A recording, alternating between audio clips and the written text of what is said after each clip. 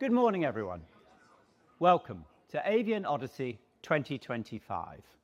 It's an absolute pleasure to see so many of you here today, united by our shared passion for birds and conservation. First, I'd like to extend a heartfelt thank you to our distinguished speakers. Avian Odyssey is a growing collaboration of organisations brought together by the British Ornithologists Club, showcasing frontline stories from global leaders in bird research, conservation and wildlife broadcasting. All our speakers are leading experts in their fields, whose pioneering work in ornithology, conservation and broadcasting is truly inspiring. The British Ornithologists Club was founded in 1892 with Dr. Richard Bowdler-Sharp, the then curator of birds at the museum, playing a leading role. His vision of a monthly social forum at which largely amateur ornithological collectors returning from work abroad could meet up enabled both rapid description of many new bird taxa and major enhancements of the museum's bird collection. Subsequently, the museum's ornithology curators have continued to play a pivotal, evolving role in the club's success and mission to stimulate ornithological discovery. Over recent years, the club, alongside the Natural History Museum, has progressively collaborated with Neotropical Birding and Conservation, the African Bird Club, the Oriental Bird Club, and the Ornithological Society of the Middle East, providing exciting talks on birds and their conservation. Last year, we were joined by the Royal Society for the Protection of Birds, by BirdLife International, and the British Trust for Ornithology. This year, we are honoured to be joined by one of the leading producers from the BBC's Natural History Unit, whose core values to inform, educate and entertain are mirrored by our own. Today, with our 10th event, we are also for the first time streaming the talks live from here in the Flett Theatre at the Natural History Museum, London. This year is themed around the positive leading role we can all take as organisations and individuals. Over 70 years ago, Jean Delacour, co-founder of the International Council for Bird Preservation, now BirdLife International, said the following words: "It's sad to realise that so many beautiful creatures have vanished forever or may very soon die out. It should be a lesson for mankind and remind us of our duty towards nature. We play on Earth a leading role, which should not be that of a villain." Now, today we face a planetary emergency. The 9 stories you're about to hear are often about the challenges we encounter, but most importantly, how we're seeking to give hope by evidence-based action and sharing the wonder of birds. In these challenging times, events like today will create advocates for the planet, individuals who feel sufficiently informed, confident and motivated to make wise decisions, to get involved and to use their influence and actions to make a positive difference to our shared future. Today marks the beginning of another Avian Odyssey, and we're thrilled to embark on this journey with all of you. Thank you and enjoy the day. My name is Robert Priest-Jones, and I represent both the Natural History Museum and the British Ornithologists Club, and I've been asked to chair the first session. Douglas Russell has again put together a wonderful programme. Kicking off the conference this morning is Becky Spate, Chief Executive of the Royal Society for the Protection of Birds, who will speak on leadership and momentum for nature conservation in challenging times, in which she will take stock of where we are in the fight against the nature and climate crises. Over to you, Becky. Hey, thanks so much for having me here today. I've been really looking forward to this. I know Kevin Cox, our previous chair, came and spoke last year and really enjoyed the experience. So you've got me this year. As introduced, I'm Becky Spate. I'm the Chief Exec of the RSPB. Been there just over 5 years. I can see friendly faces already. And it's great to be here and surrounded by, passionate advocates for nature, because it's never needed us more. Because it's difficult to ignore that we are living in really challenging times. Past year, headlines have been dominated by global upheaval, and you'd be forgiven for wanting to ignore the radio in the morning sometimes, and I know that some people are. And at the same time, threats to nature grow ever more urgent. I don't probably need to tell you all this, but 1 in 6 species in Great Britain is at risk of extinction. That's so shocking, isn't it? And we've lost over 38 million birds, we estimate, in the last 50 years from our skies, about a fifth of the breeding bird population. 97% of our wildflower meadows disappeared. And our woodland cover, of course, is amongst the lowest in Europe. It can feel really hopeless, can't it, sometimes? But despite those headwinds, I absolutely believe there is still room for celebration for our achievements and for what is still to come. So I want to focus on hope, as Doug said, and how we harness that superpower when the going can feel really tough, and what we can learn from our wins going forward. So the actions of organisations like the RSPB, like our wonderful members, if you're a member, thank you so much, and people just like you in this room and online as well, I understand, means that amidst all the noise that the world faces, there is still a voice for nature, and a loud and strong one. And there are many critical battles still to be fought and won. But if you know where to look, then the misfortunes of some of our most vulnerable species can and are being reversed. So taking a few steps back, a little bit about the RSPB. We're the largest nature conservation organisation in Europe. We've been working to protect and restore nature for more than 135 years. We've got almost 1.2 million members. That's more than every political party in the UK added together, despite the recent surge in the Greens, as I've been seeing online. And some 12,000 volunteers make our work possible. So that's about 85% of our workforce. And we're one of the biggest landowners in the UK. So we have over 200 incredible havens for nature. So places like Geltsdale up in the Pennines, a gorgeous place if you haven't had a chance to go. It's a fantastic example of what the uplands could be like. Minsmere, of course, famously on England's east coast. And those reserves are so vital. They hold more than 18,000 species between them. And we know that because our science team goes out and surveys them, counts them. And we work in partnership, day in, day out, with landowners, governments, farmers, fishermen, communities, national parks, businesses. And that's because we want to transform even more land and sea for nature, which feels so essential right now. So I mentioned our scientists because nothing that we do to save species or transform habitats or change policy is achieved without that science underpinning. We have incredible conservation science teams at the RSPB, and they give us that unique ability to, often working with others, develop science-backed approaches to safeguard wild places and wildlife. Diagnosing problems, discovering causes, testing and trialling solutions to save nature. And that ranges from, breeding bird surveys right through to investigating garden bird disease, seabird tracking, peatland restoration. That expertise is phenomenal and core to everything that we do. And an exceptional example of this process is the Albatross Task Force, which celebrates 20 years this year.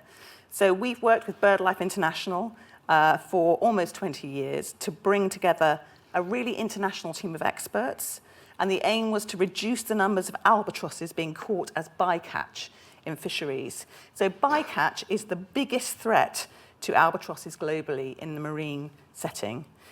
bait on long fishing lines or discarded fish around boats is really tempting to a passing bird, and the consequences, as many of you will know, can be absolutely dire.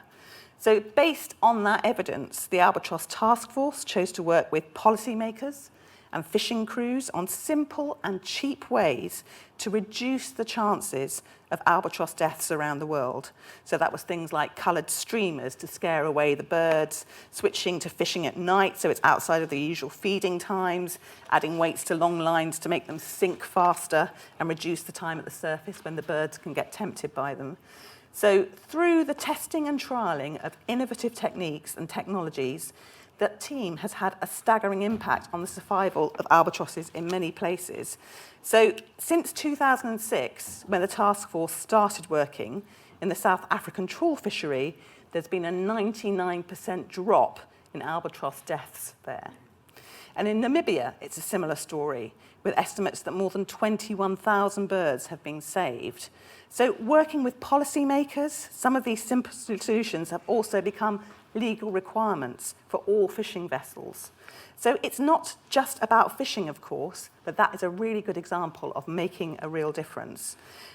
Whether it's farming systems, for example, energy production, nature-friendly house building, we know the solutions that we need to apply that will work to recover nature.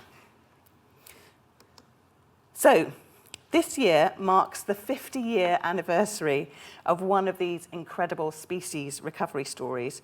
Arguably one of the greatest success stories in UK conservation, and that's the return of the white-tailed eagle.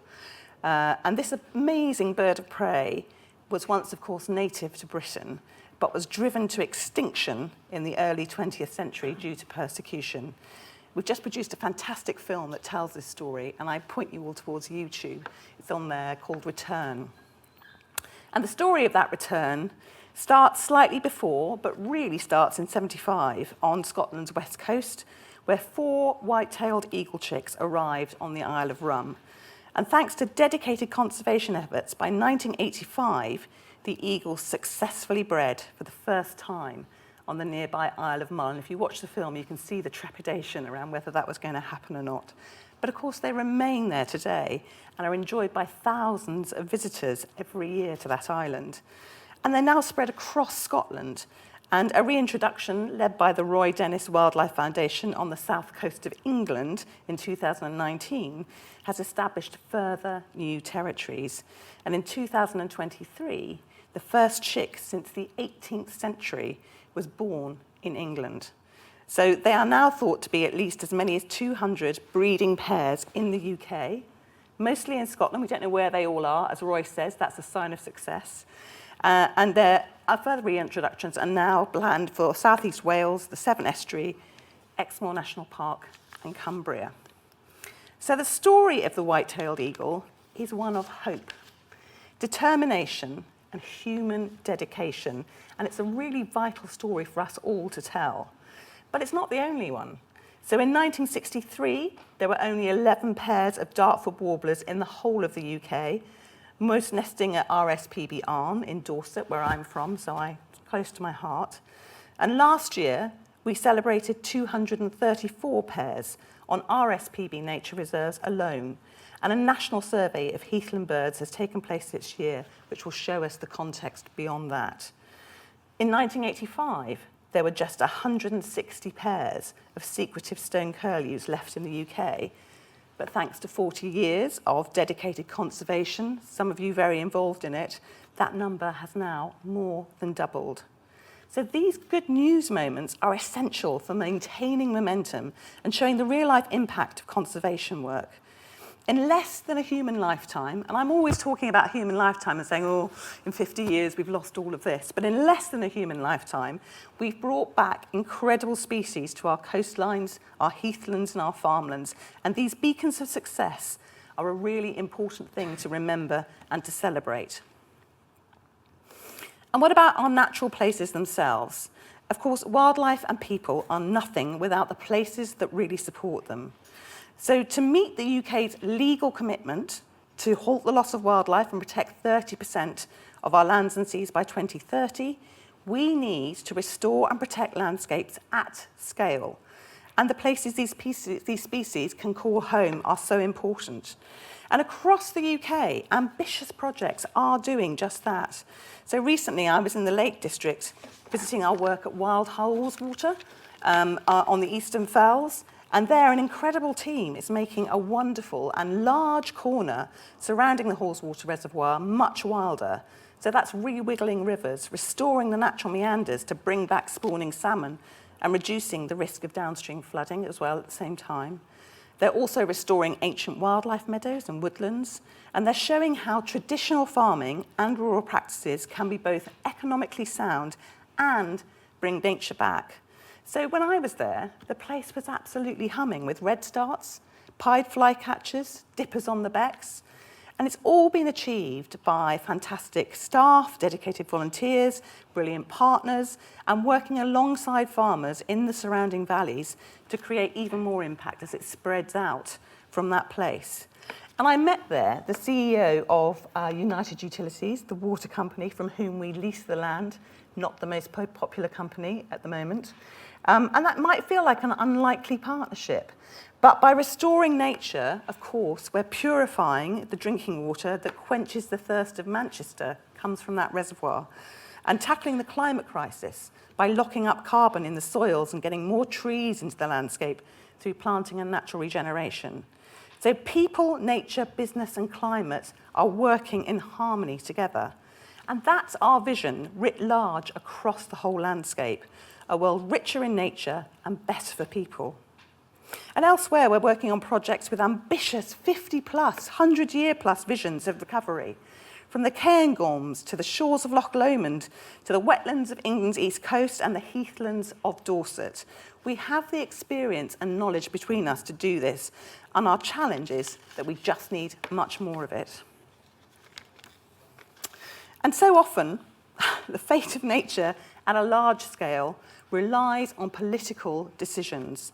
So we're having to continue to work hard, as are many of you, to persuade the UK government of the urgent need to address the nature and climate crisis at sufficient scale and with sufficient urgency here and abroad.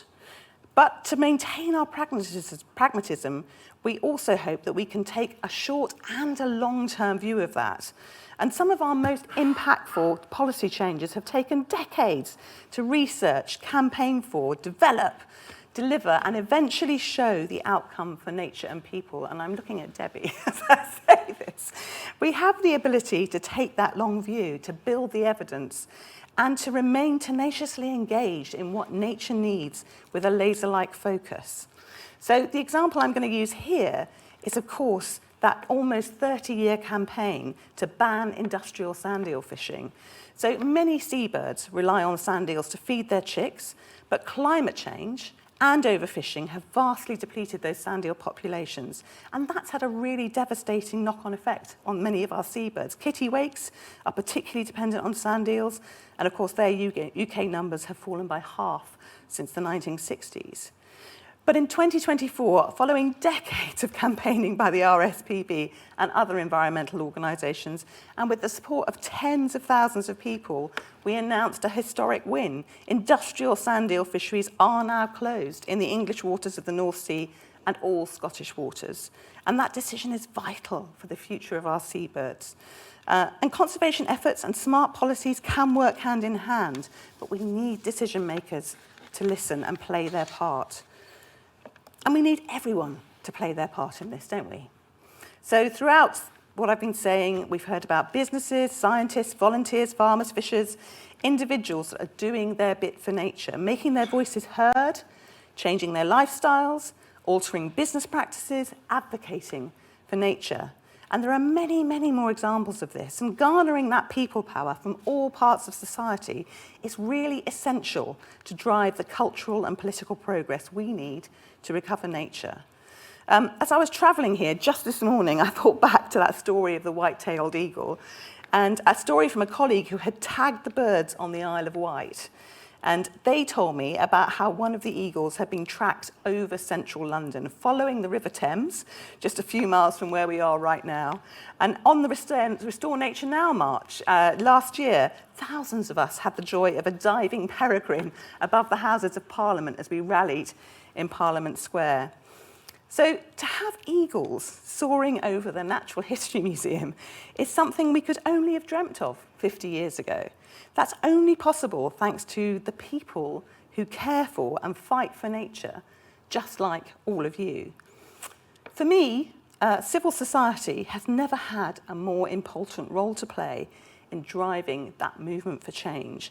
In a world of competing worries, collective action provides hope where eco-anxiety might otherwise prevail. And leaning into this through our combined networks of millions of people has the power to drive real change for good. If the people in the stories I have told today can do it, we all can. Our conservation toolkit between us and our theory of change is strong. Across science, species, places, policy, and people, we are having an impact. Yes, we need to change to be bigger. Yes, we need to go faster. But is it really as bleak as it sometimes feels? It really depends where you look. So to finish, amidst all the chaos in this world right now, we need to hold on to that dream of skies filled with birdsong, clean rivers, thriving coastlines, and all of the natural world playing its fullest role in helping us tackle the climate crisis. These wins aren't quick, but we can get there. We know how to get there. The RSPB is 130 years old, and we plan to be here for another 130 years and more if we're needed. In the words of Roy Dennis, my great hero, nature has a way, when it's in dire straits, of finding the people who will stand up and fight for it. Our cause has never been more relevant, and our fullest contribution to that cause has never been needed more. Your passion for birds and for nature that brought you here today has also never been more relevant. Let's take that and run with it.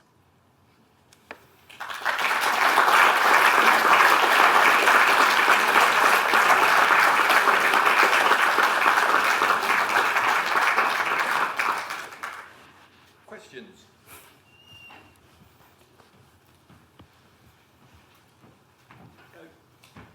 Can I pick up on the political microphone?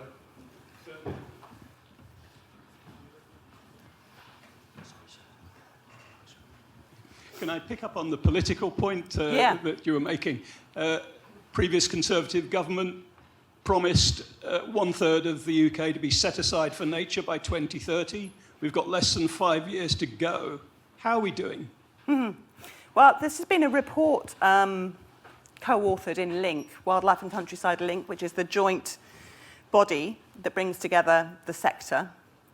And we reckon, we're at less than 6% of land and seas that are protected and well managed for nature. So we've got a long way to go if we're going to hit that 2030 deadline. So we had a big summit last week to try and hold government's feet to the fire, and we'll be continuing to do that. I think, things like the bottom trawling stuff that's going on at the moment, where we're saying, we might protect some of our most protected sea areas from bottom trawling, but we're not going to do all of it. That's not a good sign. That's going in the wrong direction. So there's lots to do, and I think there's lots of pressure to be brought to bear, and we should use those targets. They are legal targets. We actually led on the global stage to get that 30% by 2030 target agreed. So now we need to kind of deliver on what we've kind of got the world signed up to, and we need to keep that pressure on. Yeah. Becky, thanks for that talk. RSPB has a history of being heavily involved in international work. There are lots of pressures on you in the UK, which you've described. Internationally, will the RSPB still be able to continue to be a very, very strong power working with some of the organisations in this room? Is that something you can see? Yeah, absolutely. So we set our strategic direction out to 2030 just shortly after I arrived, about 5 years ago. We've just done a kind of mid-strategy review. And you can imagine trustees turnover, and there's always a big debate about, should we be doing so much international work? And absolutely we should. If we think we can fix these problems just by focusing only on the UK, we're mad. So absolutely we should. I think what we need to do is to really focus our efforts. So we're particularly interested in the flyways. We're particularly interested in the East Atlantic flyway. So we'll be really focusing on that. I think we need to kind of go beyond the old model of us stepping into lots of places and thinking that we can be the answer. I think we need to kind of go beyond that and find some different solutions. And I think we need to keep up the concentration on the UK overseas territories. They have some really, really important places for nature. We're often the only large conservation organisation working in those. So we did a lot of work in the Comprehensive Spending Review to try and get that funding from the British government secured. We were partially successful, so we've got some really good projects coming up there. We're about to start a new project actually in Iceland, looking at kind of peatland restoration, particularly because of the East Atlantic flyway connection. So lots going on, and I think that remains very, very much part of what we do. And interestingly, we spend about 6% of our kind of spend on our international work, but we get a massive bang for our conservation buck, doing that. So it just makes complete sense. Could you wait for the microphone? Thank you very much. Going back more to home ground, the Yeah. UK. The UK has one of the largest, if not the largest, group of bird watchers globally. Yeah. You represented, for example, through the RSPB. And yet, year on, we get further declines of local breeding birds. So, of all the things you've talked about, what would you identify as the key weak points that really need focus? Because you can't do everything. Yeah, no, that's a good question. So I think for us, some of the, what I would call the sort of systemic drivers of that decline remain really, really important focus areas. So agriculture would be a key one of those. So 70% of the UK is farmed. So what happens in terms of the treatment of our farmland really makes a difference for our farmland birds in particular, where we've seen huge declines. So we worked very hard to set up something called the Nature Friendly Farming Network in about 2019. That's now run by a fantastic guy called Martin Lyons, a farmer. That's made a real difference, actually, in terms of influence on policy and government around farming. And I think making sure that we keep that pressure on. That I'm nervous at the moment because Emma Reynolds has come into DEFRA. I don't know her. And I suspect that she's probably, with her Treasury background, more interested in the economic growth that could come from farming. So we need to kind of keep an eye on that and make sure we keep up the pressure. But I think, coming out of CAP and setting up our own kind of subsidy, for want of a better word, system for farming was a step in the right direction. And if we need to just make sure that that really delivers now. So there are all sorts of things around the ELMS system, the environmental land management system in England that still need change. But I think we just need to keep that pressure on. So a lot of those changes, those systemic changes, come from a focus on policy. Marine is another area that's really key for us, particularly offshore wind. So, we think that we absolutely need more offshore wind in order to kind of address the threat from climate change for nature. But we absolutely need to try and ensure that that is done in a way that doesn't trash nature on the way. And things like the recent Berwick Bank decision up in Scotland are a real worry. So, we're working hard to try and get some of those compensatory frameworks right for offshore wind. And it's a very live market. Our good people on marine keep getting snaffled because the big wind power companies are paying huge salaries. So, you know, it's an uphill battle at the moment, but we have to get that right because our seabirds are right on the brink, some of them, and if we get that wrong, then we're going to really lose them. So that's a real area of focus as well at the moment. The third one I would say is just getting the planning and infrastructure bill here in England right. We know we can kind of do housing development in a way that is good for nature, but at the moment the threat is that that will just kind of roar away and actually destroy protected sites. So that's another area of focus. Yeah, so 3.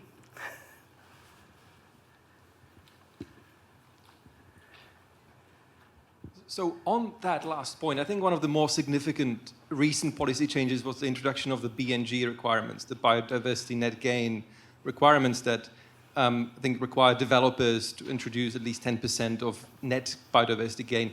That's a great idea in theory, but I'm just wondering whether you've seen examples of where that worked in practice, or perhaps examples where RSPB got involved in BNG projects that actually had a positive net impact. Yeah, good question. So BNG, or biodiversity net gain, I mean, the markets currently for that is currently completely up in the air, really, because the government has carried out a consultation, particularly on whether smaller developers will need to follow those new constraints or not. So it's kind of, we've obviously submitted our response to that, as has the rest of the sector, and we're very much in favour of it.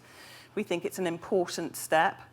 It's controversial because, you know, you're always kind of saying, we're going to destroy something here and we're going to compensate for it over here. But the idea that we can somehow use something like the Nature Restoration Fund, which is being proposed in the Planning and Infrastructure Bill, to tackle species issues as well as the more obvious things like nutrient neutrality is problematic.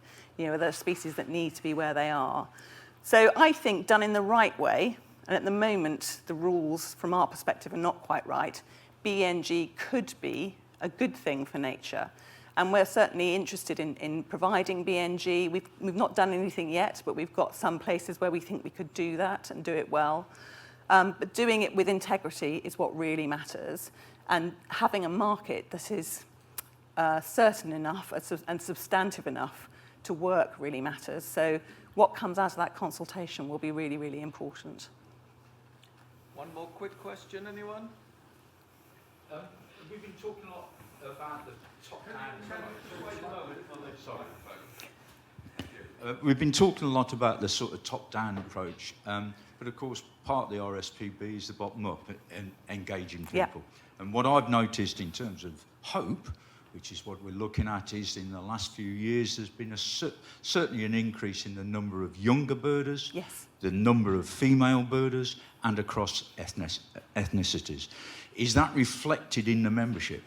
Yeah, good question. So I can't answer that for definite because we don't collect all of that data on our membership, but it's certainly part of what we are driving towards. So we really want to get that kind of diversity and that increased diversity in our staff, in our volunteers, in our membership. It's actually quite slow work, but I think it is starting to happen.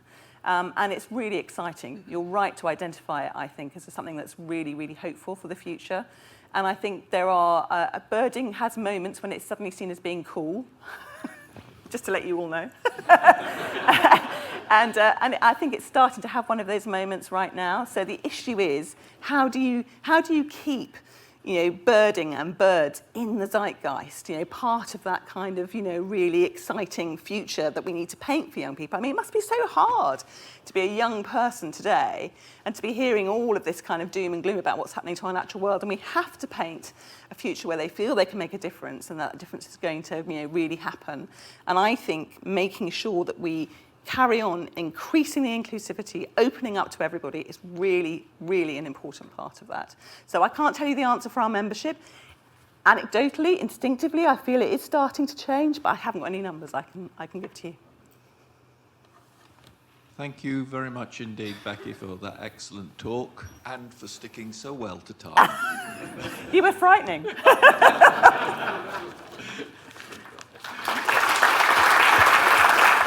Our next speaker is Dr. Alex Bond, who is Principal Curator and Senior Curator in charge of birds at the NHM. And he will address the subject of hope in a time of planetary emergency. in which he will call on his long-term involvement with the Adrift Lab, which for 2 decades has studied plastic pollution and its impact on seabirds. Over to you, Alex. Great. Thank you, Robert. Right. Good morning, everyone. It's a pleasure to see everyone here. It's really tough to follow a talk like Becky's, which talks in very large terms. But I really like that quote by Roy Dennis, which I'd not heard before. Nature finds a way to find the people to care about it. And that's a bit what I'm going to talk about today. So there we go. I like to start my talks with the acknowledgements because I'm up here talking, but this is really built on the work of a huge number of people. And most of you won't know most of the names on here, but I can tell you there are scientists, there are artists, there are journalists, there are writers, there are students, collaborators, and friends. So science just doesn't happen with scientists. There's a whole ecosystem of people that make it possible. And that's going to be a bit of the theme that I'm going to talk about today. In particular, I want to highlight Jennifer Lavers, whose name is there on the bottom of the first column. We've been collaborating and running the Adrift Lab for 20 years. There's a bright copper penny if anyone knows what this bird is. No, too late. Henderson petrel, one of the fantastic endemics from our very important UK overseas territories.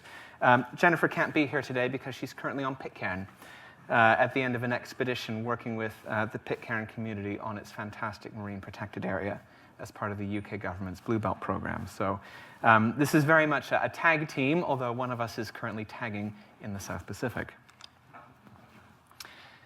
So those of you who were at Avian Odyssey last year will undoubtedly remember Nigel Coller's talk, which I've summarized very quickly into one slide. We've lost 3 billion birds in North America since the 70s, 600 million in Europe since 1980. Grassland birds in Canada, which has extensive grasslands, are down by 2/3. We've got 1,400 species at global risk of extinction, 231 of which are critically endangered. They are on the brink. 1 in 5 species globally is a conservation concern. We've lost 200 in the last sort of 500 years or so. And we've got almost 500 species at higher extinction risk today than when the Red List was first issued in 1988. So, for me, the state of the natural world and the world's birds is worse than when I was born 42 years ago, which I think speaks to Becky's point about change that we see within a human lifetime. And scientists, I believe, have a really important role, not just in studying and hopefully reversing some of these declines.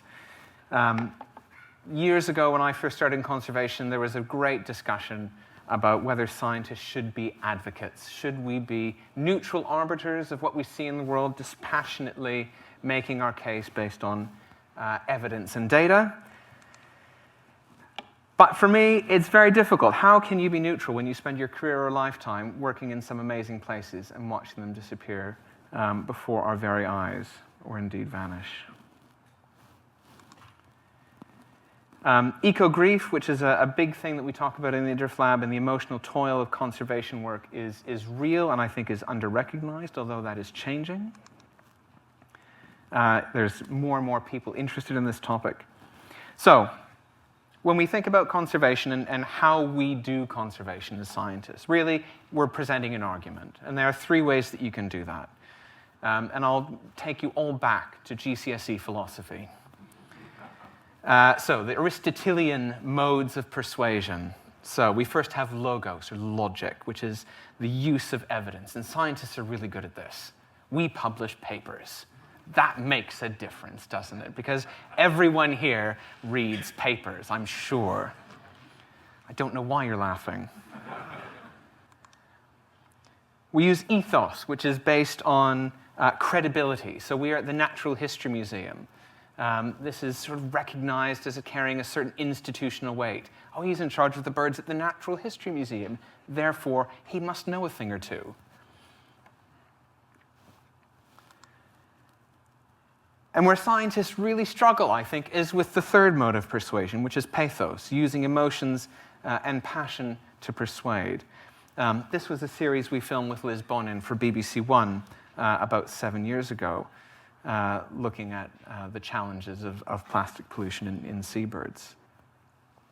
And it's this third one that I'll be talking a little bit about today. So, how do we have hope in the time of a planetary emergency? I'll talk you quickly through sort of the history of plastic pollution and its consequences for some of our seabirds, how we work in the Adrift Lab to deal with this, both within us as a research group, but also with communities and others. And ultimately, I will hopefully get to answer the question, is there actually hope? And respond to Delacour's quote that we've heard earlier. I'll introduce to you perhaps my favorite bird in the world. This is the sable shearwater. It breeds in southern Australia, northern New Zealand, with a very small colony on the French southern and Antarctic lands. They court in October. They're very loud. Lay eggs in November, you get chicks in January, and they fledge about 3 months later, sort of April, May. So at the moment, they are just back making fantastic noises in the palm forests of islands off Australia. In the winter, they go off to the North Pacific and Sea of Japan, or if you're from Western Australia, up to the Bay of Bengal. And they smell fantastic. Most of the work that we do is on Lord Howe Island. This is a UNESCO World Heritage Site about 650 kilometers off the east coast of Australia. It's the largest breeding colony of the species, about 20,000 pairs spread across 6 colonies. And we've been lucky enough to work there since 2007. And for context, we've never had a large sort of research grant. We're just 2 people who do this.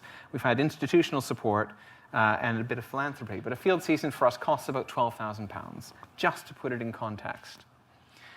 And importantly, that last point, we're here today because of a few supportive individuals at very, very key times. So, plastics. We all know plastics. It's been in the news. It's been in the media. We've all watched, was it Blue Planet 2 with the sperm whale chewing a bucket? Compared with when we started working on plastics almost 2 decades ago, how we understand the problem has progressed substantially, but also how the general public and scientists in particular engage with the problem has changed significantly. I was at one meeting of leading UK marine conservation folks. This is in 2016, actually hosted at the RSPB, and presenting a review of what we knew about plastic ingestion in birds of the Northeast Atlantic. And a very eminent seabird researcher stood up and said, "Why are you wasting your time? It doesn't have any effect. We should be focusing our time elsewhere." So on Lord Howe Island, more than half to sometimes all of the chicks contain plastics. This isn't microplastics. These are things the size of bottle caps and Tetra Pak lids, as you can see in the top right. They're fed by their parents during development, and the plastics are generally assumed to be mistaken for food. Most of the items that we see are unidentifiable fragments. So if you see up here on the image on your right, you can't tell what most of those things actually are.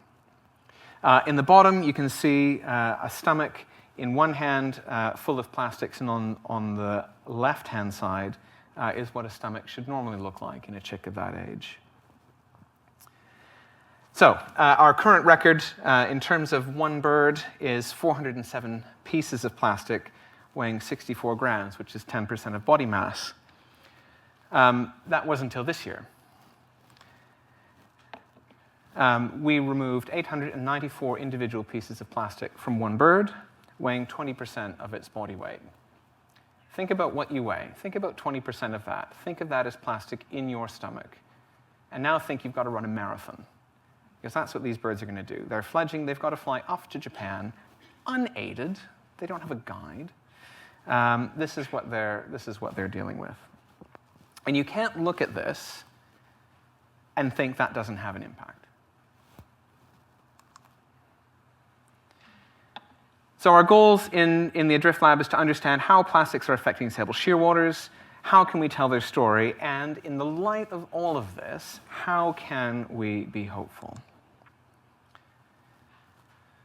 So to counter some of the issues that people raise about plastics having no impact or it being a distraction from quote-unquote real problems, Hayley Charlton Howard, who was an honor student with us, looked at tissue sections of the stomach and found that the more plastic the birds had in them, the more scar tissue and loss of basically tissue structure that you would see. So as you go from left to right, this didn't occur in birds that had ingested organic material or just pumice stones. This was only found with plastic, and she coined a term for a new disease, which is plasticosis. This is literally the degradation of the stomach caused by the ingestion of plastic. So we have a new disease. We see more and more birds in poorer and poorer condition. So we know from working on Lord Howe for 20 years that birds less than 400 grams at fledging are very unlikely to survive. And what we see here is the proportion of those birds below that, above that limit. So when we first started in 2010, nearly all the birds were of fine, healthy weight. Those of you who do field work will know the spring balances that we often use to weigh birds. We had to use 2 of them together because the birds in their bag exceeded 1 kilogram. Now that never happens. And in fact, in 2022, which is the last year I've got up here, only a third of the birds that we saw exceeded that 400-gram limit. So what does that ultimately mean for things like post-fledgling survival and recruitment? These are really tough questions to answer with seabirds, which have delayed maturity, and we have very little idea of where individuals actually go at sea. And then Alex DeJersey, who's a PhD student with us, did some amazing work looking at proteomics. So this is expression of proteins in tissues in the last year. And the take-home message from this is we're seeing signs of neurodegeneration and blood cell and lysis, so basically cell death. So these are birds that are 90 days old and have proteomic signatures quite similar to what you see in models of Alzheimer's and Parkinson's in 90-day-old chicks. And importantly, those were absent in birds of similar size, but with less plastic.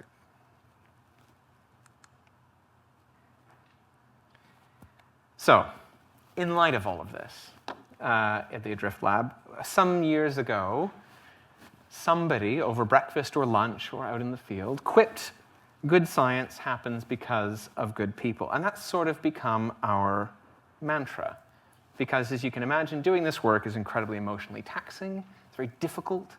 There was one day this year where in 5 birds we counted more than 2,000 pieces of plastic. That's not an easy thing to do. So we've got a number of people here, folks from the island, a couple of PhD students, and Jennifer busy flirting away in the laboratory on Lord Howe Island. And so what is our approach? How do we deal with this as a research group?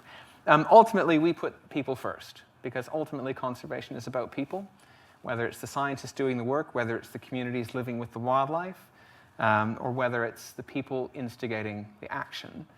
Science and change comes from people. We try and approach things with compassion. It's not always easy, especially when you've had a really long day in the field and you're really frustrated and your kit doesn't work and you've dealt with birds that are so full of plastic you can hear the crunching. It's really, really hard to be compassionate in those times, but we do try our best. We try and be resourceful. We have built some pretty spectacular kit out of odds and sods found in basically a chemistry lab.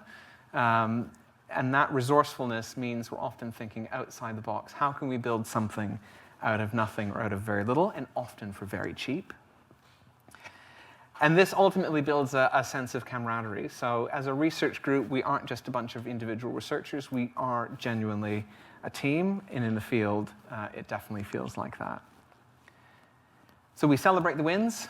Papers get published. That's amazing. A new artwork gets revealed. That's fantastic. We also grieve the defeats. Grants get rejected. We find birds full of plastic together. Kit doesn't work. All of these things are important to recognize. And ultimately remember, at the end of the day, why we are here in the first place. Every species needs a champion. And we also work with local communities and indigenous ways of knowing, which is really, really important and has given us a huge amount of resilience to see people caring about their wildlife so much. That gives us the added boost that we sometimes need. And sometimes it gives us the courage to stick our necks out once in a while, because if we can't do it, who can?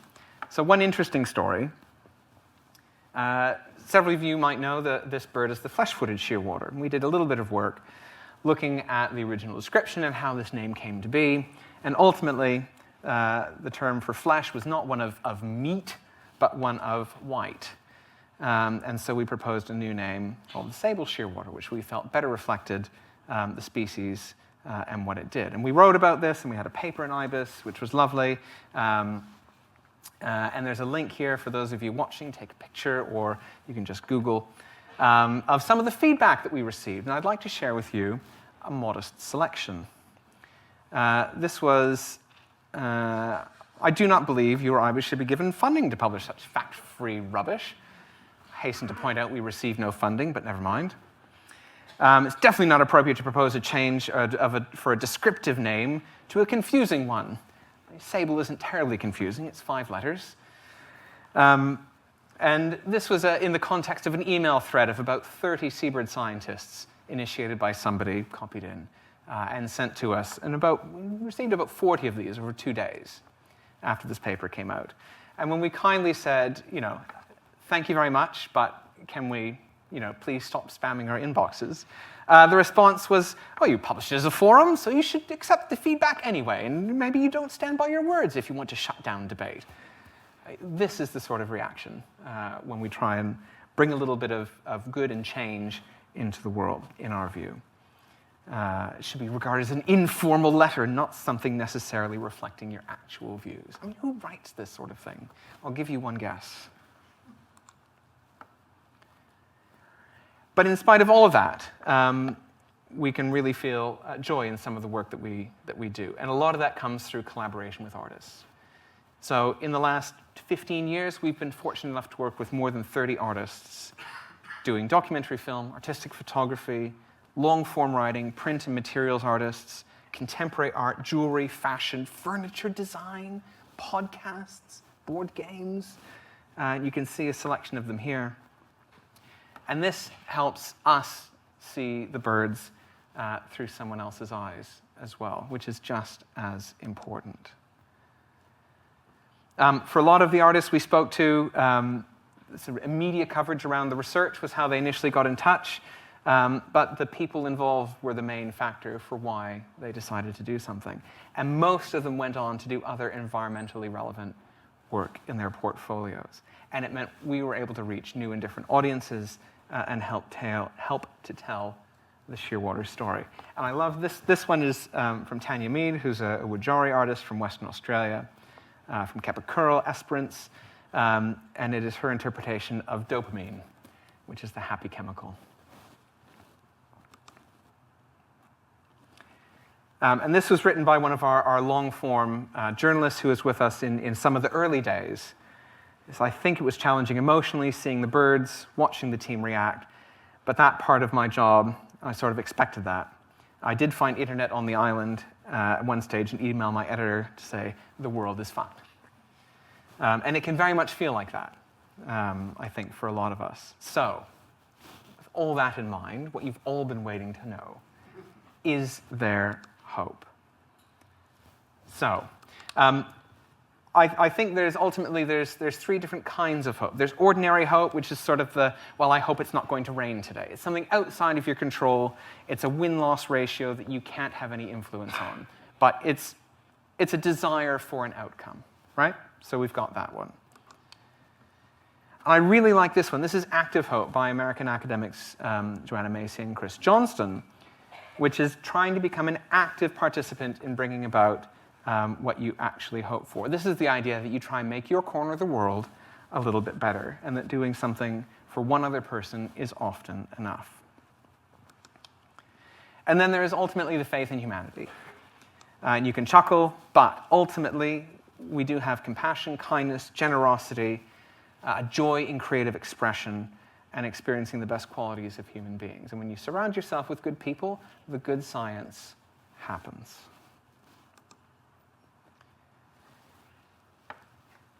I absolutely love this quote. Harvey Milk has been a role model of mine for, 25 years. He was the first out LGBTQ elected politician in the United States. He was elected to the San Francisco Board of Governors, which is their local council, at a time when homophobia was a real problem, not just in San Francisco or North America, but the world.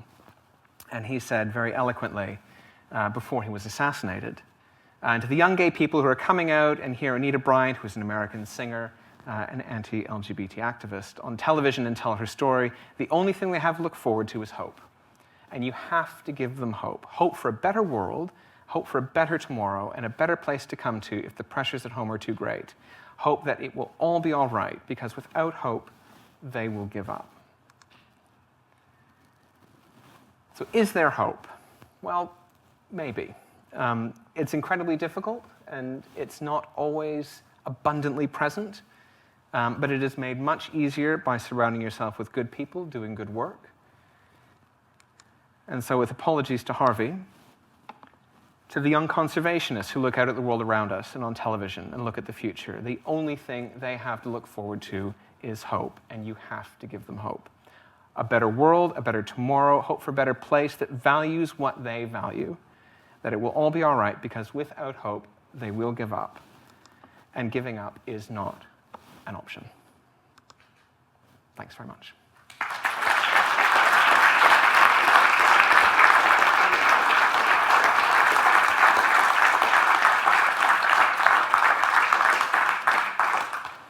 Thank you, Alex.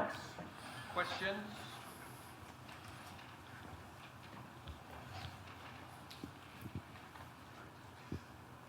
Great talk, thank you very much. The other kind of hope, I suppose, is policy change. You didn't mention anything about that. What do you think, and can you summarise what's happening perhaps globally in terms of policy change for mitigating plastic pollution? Sure. It's actually a very pertinent question, because at the moment, I think they've just finished the second part of the 5th coordinating meeting for a global plastics treaty. In terms of international policy for plastics, we are about where we were with climate before the Rio summit in '92. We recognize that this is a thing, but that's it. And so we're 30 years behind climate policy, and look where we are with climate policy, right? We've got a global plastics treaty negotiation process that is basically swamped by petrostates, by the plastics industry and their lobbyists, and you have no one in government taking a leadership role. The amount of plastics being produced is going up exponentially. That's not an exaggeration. It is an exponential curve. And it's not that plastics are bad, but it's what we do with them at the end of their life. And we're not particularly good at that either.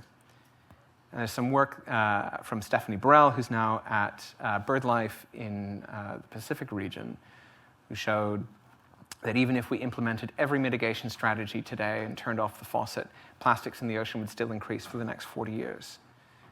Because there is that latency, that distance, it makes it really, really challenging.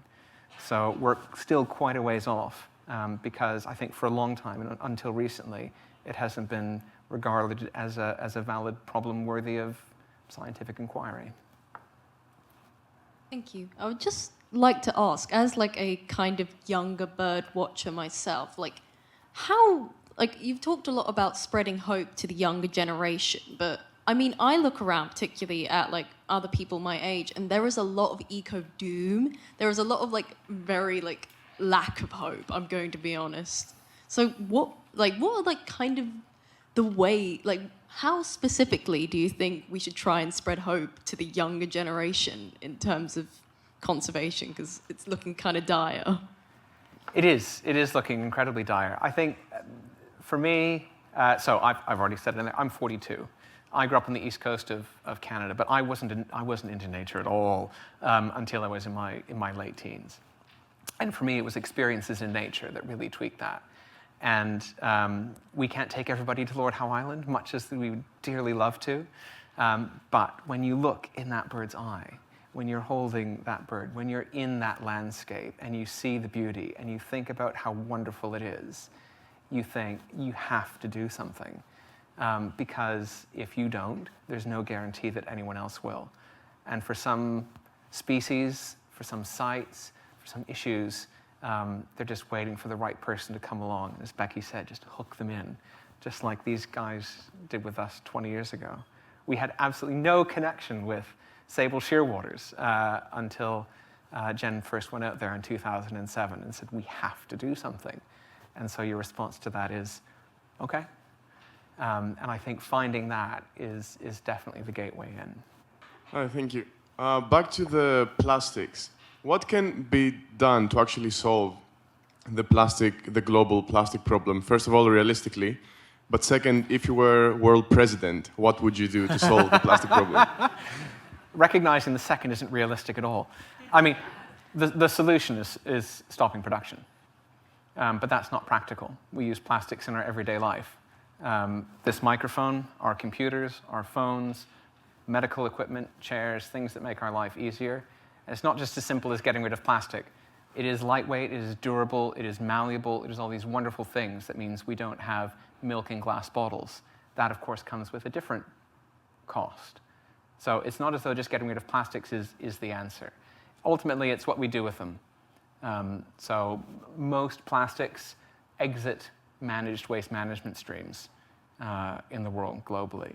So we need to tighten up the holes in what we do with them at the end of their lives. In North America, I'm sure it's the same in the UK and elsewhere. There was the mantra of reduce, reuse, recycle. Yeah? Saying nodding heads. What's less understood is that was supposed to be a hierarchy. Reduce first. What you can't reduce, you reuse. And it's only what you can't reuse that you recycle. And we've all jumped to recycling as being the solution. Thanks very much. Firstly, I would like to say thanks for the work on proving that this is a problem, because I've met quite a lot of people that say, oh, you know, plastic congestion in animals and birds isn't an issue. So I think you've proved that. On plastics, I would suggest you approach it by looking at single-use, short-term plastics and longer-term stuff, because it's the single-use stuff that's finding its way into the environment very quickly. And that could actually all be truly compostable and break down in the right technology, whereas plastic that you want to keep in your car or your house or something is much easier to manage.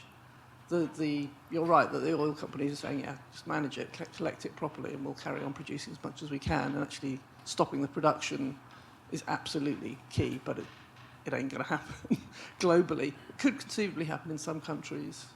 But I'd suggest breaking down the problem a bit and looking at the sort of faster sachets and plastic bags and bottles and stuff and getting rid of that part of it. And then there's the route to reducing it properly. Yeah, no, that's a very good point. We talk about plastics. Plastics is not one thing. If you look on the bottom of your sort of recyclable materials, there's a number in those 3 green arrows. That generally refers to the polymer. It goes 1 to 7. 7 is other. There are literally thousands of different things that we call plastics. Most of what we find in the birds is not single-use. It's large fragments that are designed to be durable. In some cases, they've been floating in the ocean for 20, 30 years. They're quite durable.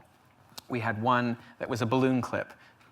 If you, not that you should, buy helium-filled balloons, there's often a little plastic clip that holds them together. And we found one from a company that you could read the brand on it. It was an Australian brand which ceased operations in 1982, which we pulled out of a shearwater this year.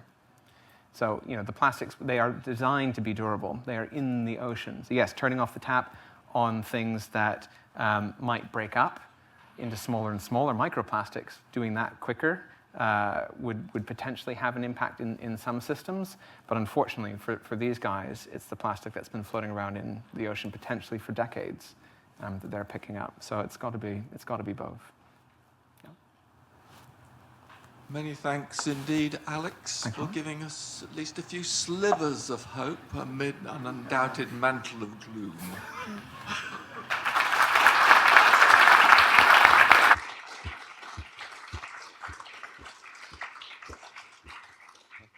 We now move on to the last speaker of the morning.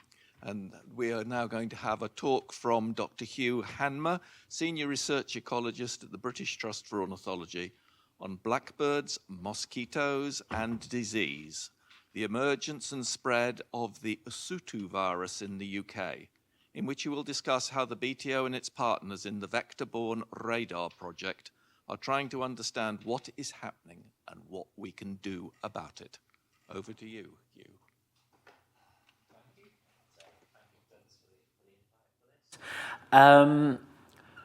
So I'm going to talk to you about blackbirds and Usutu virus, essentially. But a better title that occurred to me while I was writing this was, where have all the blackbirds gone, given I'm here in London, where, as you will see, if you're not already aware, very much is the centre of this impact in the UK.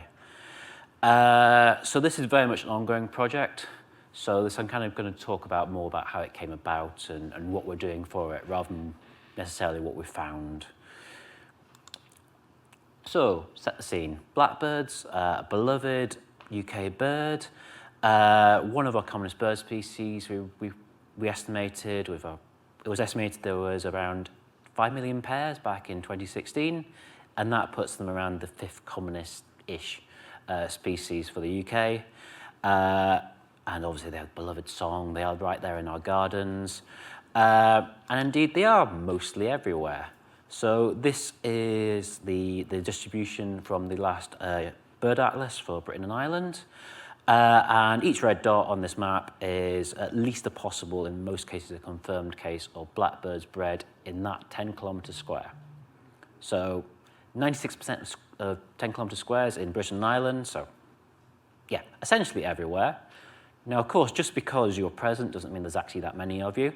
So in terms of kind of the relative abundance, you can see it's much more southerly. So the darker red, they're more abundant in those habitats. And so they are across pretty much all habitats, so gardens, across the urbanisation gradient, woodland, scrub.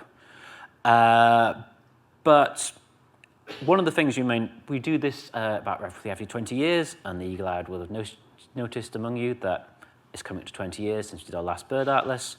And so we are in the early stages of thinking about what that will look like with our partners. And while I suspect that the first map might not actually change that much, I strongly suspect the second map will for blackbird. So that's kind of like where they are, but the kind of on a more year-to-year annual basis, we and our partners use the Breeding Birds Survey to do a lot of our work to understand how our birds are doing. And so this is the index for the UK and England. And basically we're comparing how the population compares to 1994 when the survey began. And you can see it has gone up a bit over time. And then if you look at England and UK in green, maybe a slight dip over the last few years, but reasonably stable. Whereas England, we've got much more evidence here in blue of a slight downwards turn. But this gets much more obvious if we then look at the regional trends, specifically for London here for southern England, specifically for London here in green.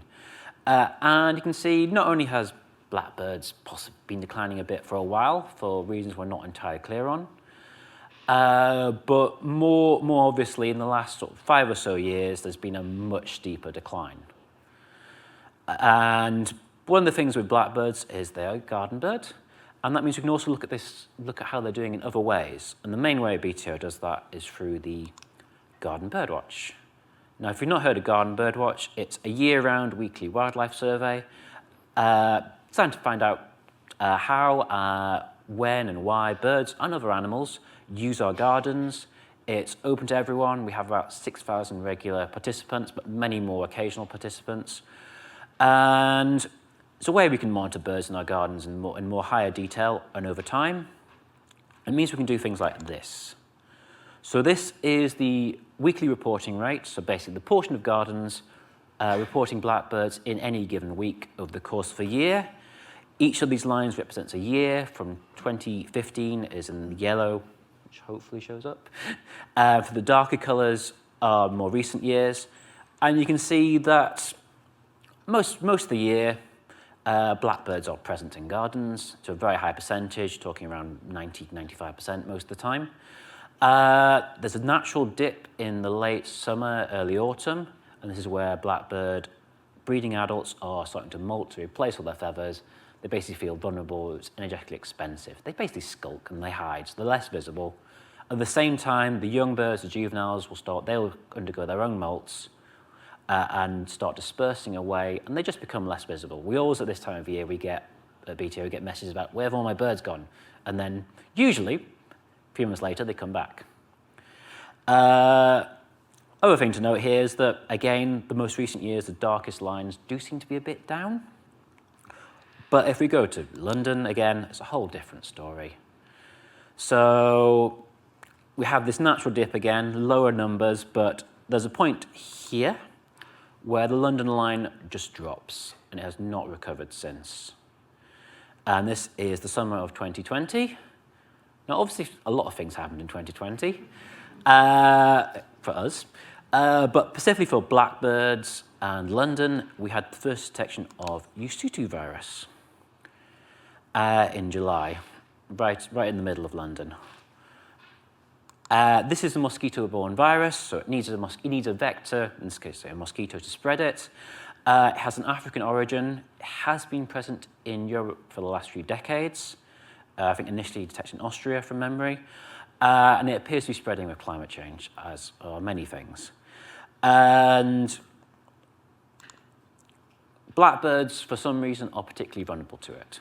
So it can infect a wide range of bird species, but higher levels of mortality have only been observed in the wild in blackbirds. And unhelpfully, the problem, although some blackbirds do show symptoms, so they can particularly show neurological problems, basically they're clumsy, they can't fly, they're all fluffed up, they look generally unwell, but many of them seem to be asymptomatic, and they basically are apparently healthy, and they just drop dead.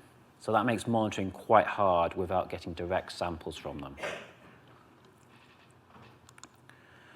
Now, obviously, that's all of concern to as a conservationist, certainly.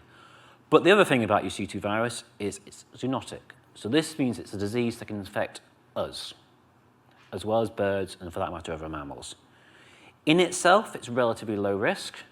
So, say the hares, which is we're run by the UK Health Security Agency, reckons, low to very low risk for the average person. Slightly higher risk if you're immunocompromised, for example, just as you're undergoing cancer treatment, etc.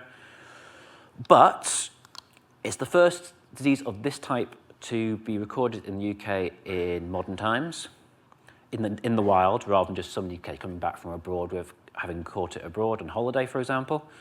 And it's kind of the trial run, because we do expect more harmful mosquito-borne diseases to turn up with climate change. Indeed, the next one we suspect is West Nile virus. So this is ecologically very similar to Usutu. It's also a disease. It's basically, these are diseases of birds that just sometimes spill over into us, essentially. They are spread by many of the same mosquitoes vectors, and that includes, say, many of them are just they're bird-biting mosquitoes. They don't really want to bite us. But that does include some so-called bridge vectors, something that will bite a bird, and it or its offspring will then subsequently bite us, and that's how we catch it. So West Nile virus, again, it's relatively minor on the scale of things, but it's slightly more serious. It can also infect horses as well. It's another problem with it. And we've been expecting it to arrive for some time. This is a paper published involving a colleague of ours more than 10 years ago now. So we've got, this is happening. These diseases are arriving. So BTO, working with partners in the Animal Plant Health Agency, and UK Health Security Agency, and ZSL, or rather their Institute of Zoology, their research branch, have basically come together to try and find out what's happening. And say, official title, Understanding the Emergence and Transmission Pathways of Zoonotic Mosquito-Borne Diseases of Wild Birds. Really, what we're doing is using Usutu as a blackbird as a relatively safe model, in terms of humans at least, for how this sort of disease arrives and spreads. And so setting up things like surveillance, so the early warning system to detect it and potentially take action. And along the way, hopefully see if there's any conservation actions that we could take in terms of blackbirds. Now, there's a wide range of things within this. I'm only going to talk about some of them. So the key thing is surveillance, finding out what's happening. both through actively going out there and sampling, but also through our passive routes, so running surveys and getting records submitted to us as well. So we have a mosquito-borne disease. We should probably look at mosquitoes, as well as the things that it infects. So mosquito trapping has been undertaken by entomologists and citizen scientists, or professional entomologists and citizen scientists, across the country. Basically interested here in looking at things like species identification and distribution. A lot of these things aren't actually that well known, and of course we're sampling for disease as well. But some of the key bridge vectors, key mosquito species, their distribution wasn't actually that well known, but now we've gone out there, we've actually discovered that it's a lot commoner than we expected, which obviously raises the chance that the disease will spread more easily. Now, there's a number of different schemes within this. For example, we have a scheme going out there sampling wetlands from every 50 kilometres square within England. So this is called a snapshot survey. But also closer to home, well, closer to here, we have ZSL staff going out and putting mosquito traps in their gardens. Very much here, we want to know, not only do we want to sample mosquitoes out in wetlands where traditionally we'd look for mosquitoes, but also here in residential areas where both people are, but also blackbirds are, and we know blackbirds have been impacted. And so there's across London, including a number of our direct collaborators in this project, including some who have, rather ironically, found UC2 in their garden, in their mosquitoes. So this is quite close to home for some people. Of course, we need to go and look at the birds.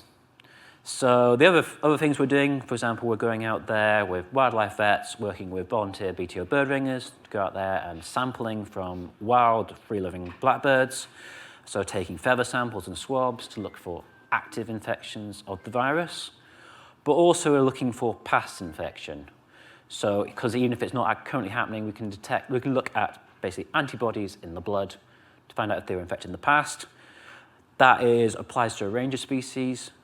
So it's not just blackbirds here, we're out there sampling a range of species, both song thrush, you might expect, they're quite closely related. House sparrows have also been detected with UC2, but also a range of migrant species as well, particularly warblers. And the reason why these are of interest is that mosquitoes don't fly very far, and blackbirds are fairly resident within the UK, whereas migrant birds are believed to be probably the main thing that's spreading it through Europe, further up north, well, further north. And so this list has been expanded since I wrote this, actually. So yeah, we're going out there, we're checking on the birds themselves, but we're undertaking some more passive surveillance, as you might say. So using existing schemes to monitor what's happening. So a key way we do this is through the Garden Wildlife Health Project. Now, this is a collaborative project monitoring the health of garden wildlife across a range of taxa in the UK, primarily birds, hedgehogs, amphibians and reptiles. And a partnership between RSPB, BTO, FrogLife, and ZSL, who host the Garden Wildlife Health Project, and their staff. Basically here, the main thing we do is we try to get reports of dead and sick birds from members of the public, such as yourselves. And from there, they basically work out whether the potential disease incidents and record that. And where possible, and assuming you haven't immediately disposed of your dead blackbird in this case, we try to get samples for carrying out postmortems. As I said, we need to sample directly to know whether blackbirds have had this, as there are lots of other reasons that birds turn up dead in gardens. Other thing, though, is also ZSL is a zoo, so they've been working with other zoological collections to sample from both wild birds, but also their collection birds as well. It's worth mentioning the only other bird species in Europe that appears to die, well, suffer high mortality from UC2 virus is somewhat randomly great grey owl, and that's from zoological collections. So we don't know about the wild, but we do know that's happening there. And so going out there, but also working with wildlife rehab centres, people, of course, they have their blackbird stumbling around their garden and able to fly, so they do want to help. And so a lot of these birds do end up in rehab centres, and unfortunately, as far as we can tell, the vast majority of them die. But that does give us a chance to make some value out of that as well. Now, I've already mentioned garden birdwatch, but key thing we do, well, BTO does, we do surveys to just find out what's happening and monitor it. So they'd say the advantage of garden birdwatch is that it's regular, can be quite fine scale, and so we can do things like this. So this is summarising blackbird reporting at 10 kilometres square level across southern England, centering on the southeast. And this is from 2017 to 2020. You can see that, hopefully, that slight darkness over London, but no real change over this period.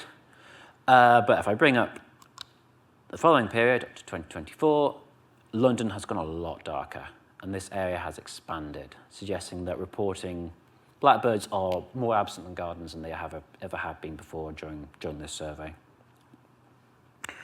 Obviously, the big question is, why London? That is something we are working on. So the obvious thing to suggest are things like the urban heat island. It's warmer here, so maybe it's been easier for the disease to establish and overwinter, and then subsequently spread out. We also have things like birds in cities, pollution and things means that more immunocompromised, so less able to fight infections, for example. This is just some of the working theories.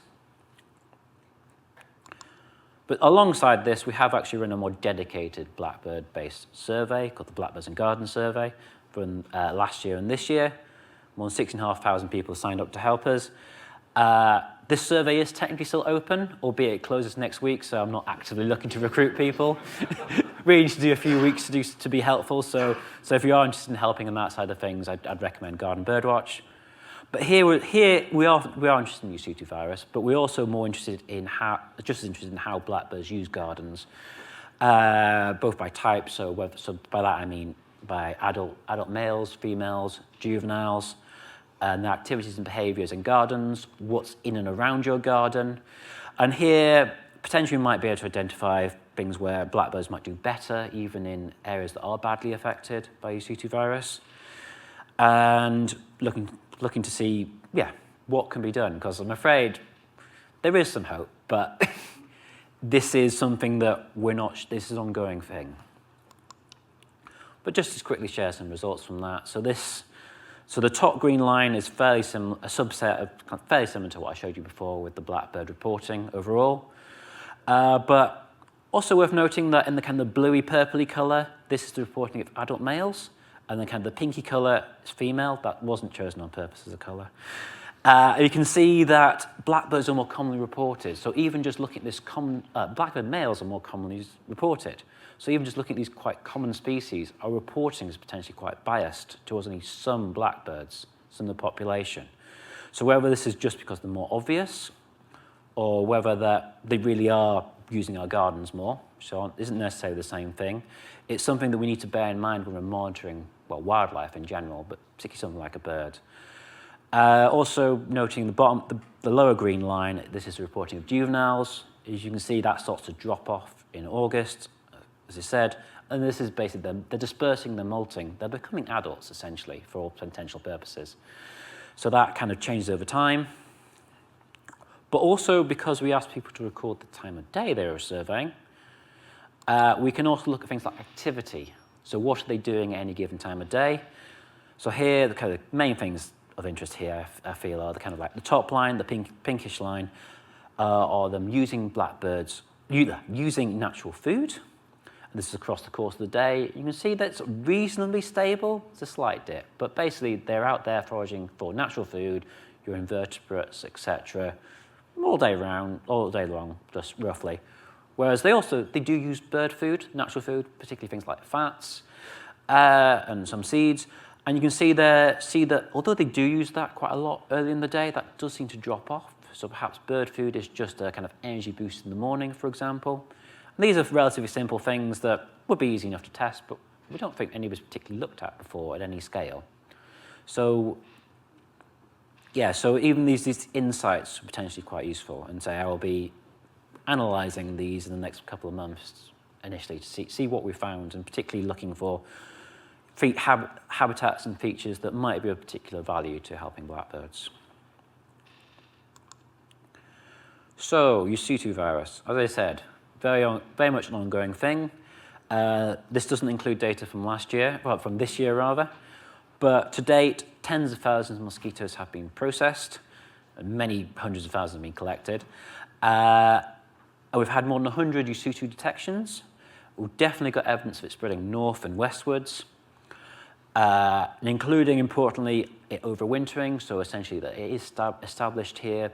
I think basically staff from UKHSA have caught nymphs, larvae with UC2 virus over winter. On top of that, we have 22 bird detections, mostly from blackbirds, but also, say, this range of other species as well, and these migrants, including some of these were birds that were born in this country, so it's not just the migrants themselves, or sorry, not just the migrating individuals themselves, so these birds have been born here, they're catching it, so again, suggesting that it is established. There is some slight overlap, which kind of shows that we are looking in the same places for the impact. It's also worth noting that there are several different lineages of this virus being detected, which means essentially that the virus is still coming, although it's established, there are still new varieties coming into the country as well. So this hasn't finished yet. So this project, to just kind of sum up, this project is very much ongoing, so we'll watch this space, various papers and prep and things, and communications, of course, because it's not just about papers, as Alex has pointed out. But hopefully this also shows the value of integrating surveillance, both to members of the public, but also things like government agencies, the kind of looking at whole things together. We just looked at birds, we just looked at mosquitoes, we wouldn't have the whole picture. So bringing those things together makes it much more powerful. Now this blackbird decline is still ongoing, but I will say there is hope from Europe. There is evidence of stabilization, in some cases recovery from Europe. You're not losing blackbirds, just maybe a few of them for the next few years, unfortunately. And with that, thank you very much, and yeah.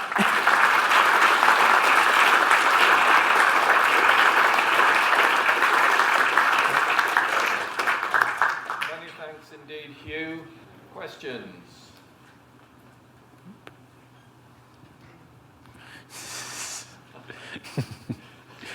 Navigate. Thank you for that.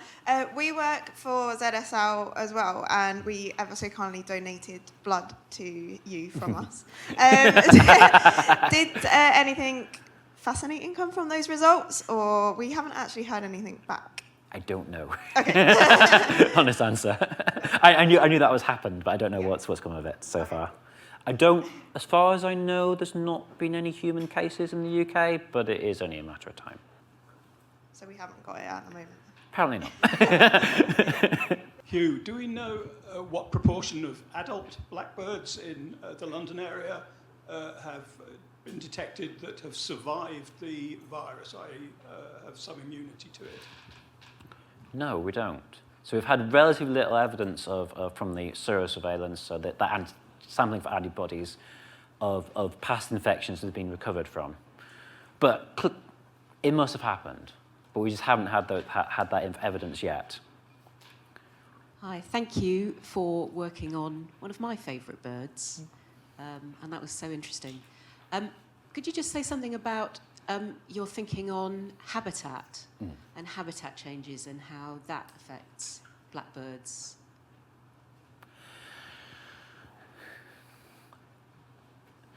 So, one of the... I'm trying to think. Short answer is we're not sure, frankly. So part of it is kind of identifying those places where there are more disproportionately more blackbirds than we might expect for the area.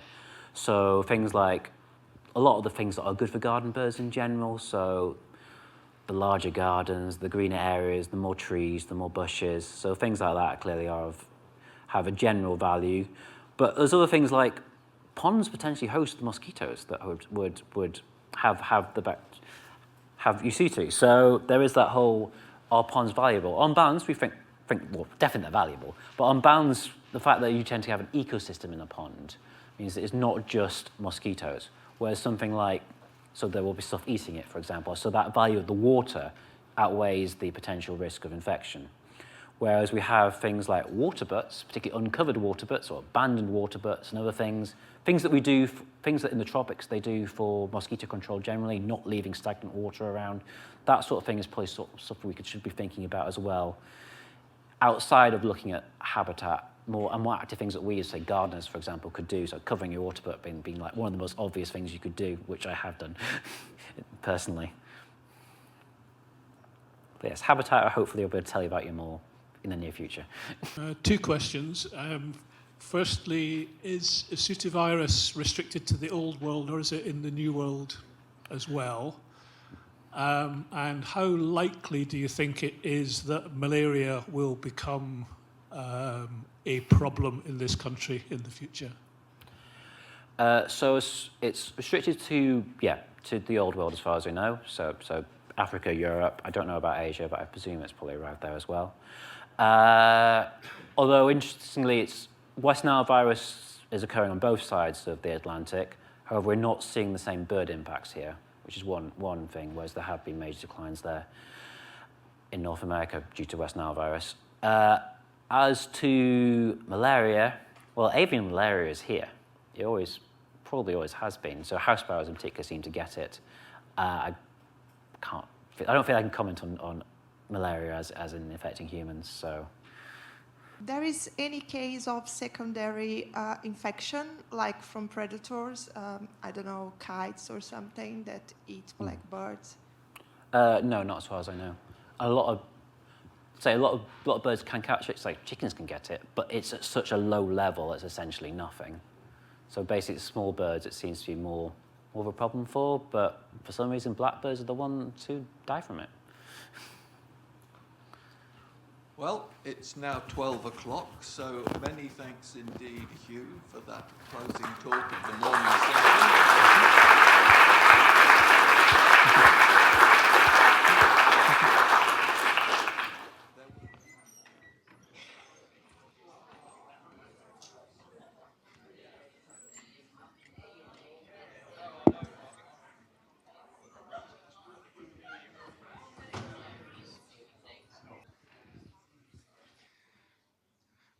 Right, welcome to our afternoon session. So my name's Alex Bond. I'm the Principal Curator of Birds here at the NHM, and I'll be chairing. Just a reminder, if you've got questions for our in-person speakers, to just wait for the microphone, just because we are streaming online, so it helps the folks online here, as well as folks in here with a hearing loop. So we've got a really exciting group of 3 presentations, 2 of which will be delivered remotely, because folks couldn't be here with us today. So to start up, we've got Fenghuan Hua from the Institute of Ecology at Peking University in China. We'll be talking about citizen science to scale up long-term monitoring for the understanding and conservation of bird life in China. Thank you for the opportunity to present here today. It's a great pleasure to be part of this wonderful event, even if only virtually. Today, I'm hoping to share with you some of the exciting ongoing efforts in China to scale up the monitoring of birds powered by citizen scientists. To set the scene, I thought I'd provide a quick snapshot of the rich diversity of birds in this country. Numbers vary, but according to the most recent bird field guides, there are around 1,500 bird species in China, including close to 100 endemic species. And as you can see from this topographic map in the middle, China is endowed with extremely rich biogeographical conditions, which means that its avifauna is also extremely rich in terms of habitat associations and ecological features, and that it includes some highly charismatic species and species groups, from the crested ibis, once at the brink of extinction but now largely revived, to a long list of galliforms, parrotbills, and other groups that evolved and have their diversity centers in and around this region. Another aspect of China's bird diversity is its key location on several of the world's major migratory flyways, including the West Asian East African Flyway, Central Asian Flyway, and perhaps the best known of all, the East Asian Australasian Flyway. The EAAF in particular is the world's most species-rich flyway and supports globally important populations of a large number of land and water birds. Unfortunately, it's perhaps also the world's most threatened flyway, in part because of immense pressure from the rapid development in the region over the recent decades. Altogether, there are over 600 migratory species that winter, breed, or pass through China, including numerous species with high visibility or conservation concern. As I already alluded to, birds in China face a range of conservation challenges, not unlike biodiversity in general across much of the world. Current consensus in conservation science is that biodiversity on the Earth is undergoing severe declines. The direct causes of such declines include familiar factors such as habitat loss linked to human land use, direct exploitation of species in the form of hunting and extraction, and climate change, etc. And these factors are simply symptoms of a range of underlying human activities that serve our increasing need and use of resources from the natural world. These drivers have played out extensively in China over millennia, but particularly the past several decades. We have seen sustained land use change that erodes natural habitats across the country, notably linked to agricultural intensification and rapid urbanization. We have also witnessed widespread pressures of hunting and trapping, including of birds. The yellow-breasted bunting is a famous poster child of these pressures, with once abundant populations hunted and literally eaten to the brink of extinction in a matter of 3 decades. And just a couple of weeks ago, an extensive field survey along most of China's east coast showed alarming extents of trapping-related mortality of migratory shorebirds linked to hunting, bycatch, and bird deterrence from aquaculture. These are further added to by a whole suite of other threats, including climate change, invasive species, light pollution, and building collisions. But for all the threats and challenges, there's also a bright side. We also see tangible conservation opportunities, importantly from public policy, the most critical conservation mechanism given China's governance features. For one thing, China underwent a major turning point for nature conservation at the end of the 1990s, with a suite of nationwide ecological programs and broader policymaking rolling out ecosystem protection and restoration at enormous scales. One most visible example is China's reforestation efforts. The country has managed to increase its forest cover from a historical low of under 9% in the early 1960s to the current over 25%, much of this increase attributable to reforestation initiatives since the end of the 1990s. Importantly, more recent policy context further provides ongoing opportunities. These include an overall conducive political environment, with President Xi Jinping putting forward the concept of ecological civilization as China's governance tenet. China's recent presidency role in the Convention on Biological Diversity, adopting the Kunming-Montreal Global Biodiversity Framework, has also given the government an international push toward greater conservation efforts. Then, there are a suite of specific policies and initiatives that provide concrete conservation opportunities. Some quick examples include a national master plan of ecosystem protection and restoration, and specifically for birds, a national conservation initiative for migratory flyways, and a groundbreaking legal mechanism for public interest litigation, which made it possible for conservation watchdog organizations to sue environmental crime. This mechanism has brought about a very high-profile win of conservation NGOs against illegal dam construction in southwestern China for the protection of the endangered green peafowl. To tackle the ongoing threats and seize the very real conservation opportunities for China's rich bird life, a crucial foundation lies in robust long-term monitoring to provide the data source for understanding how well the species are doing and ideally how well conservation interventions are working.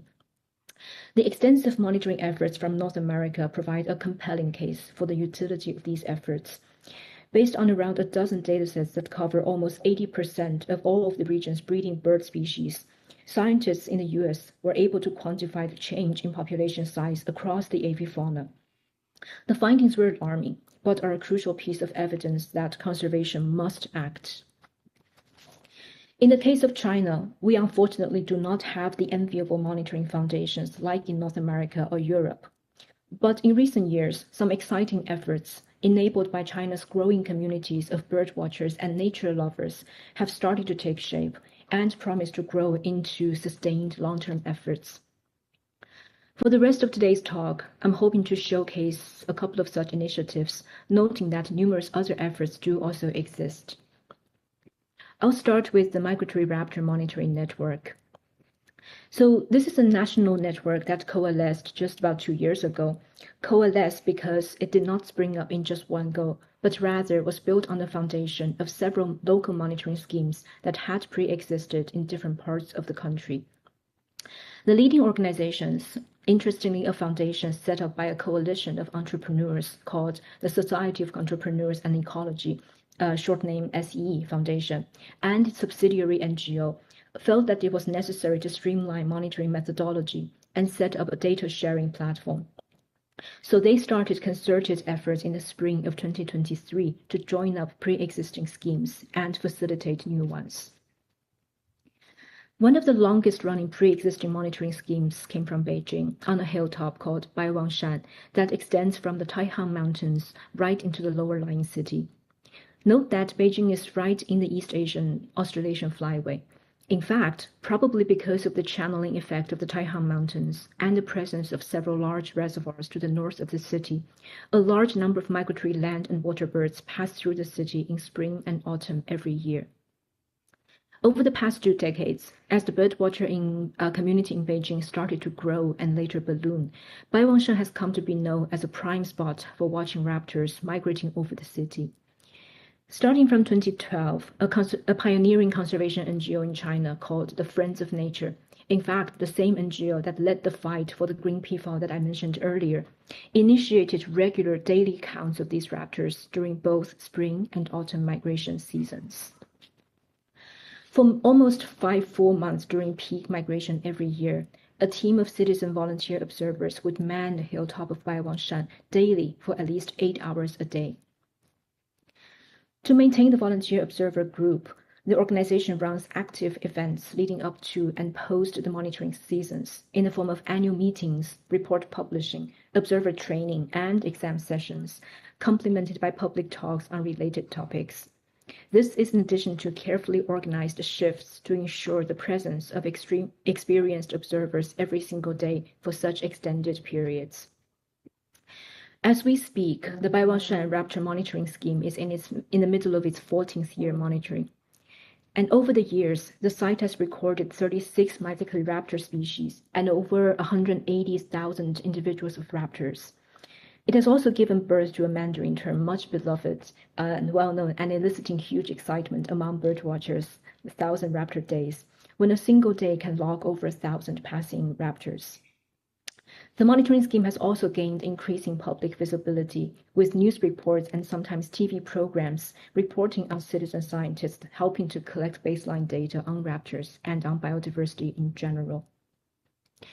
So here I'm going to play a short clip from the Baiwangshan monitoring scheme contributed by one of the volunteer observers. And this video includes a typical scene of a raptor busy day. So let's take a watch.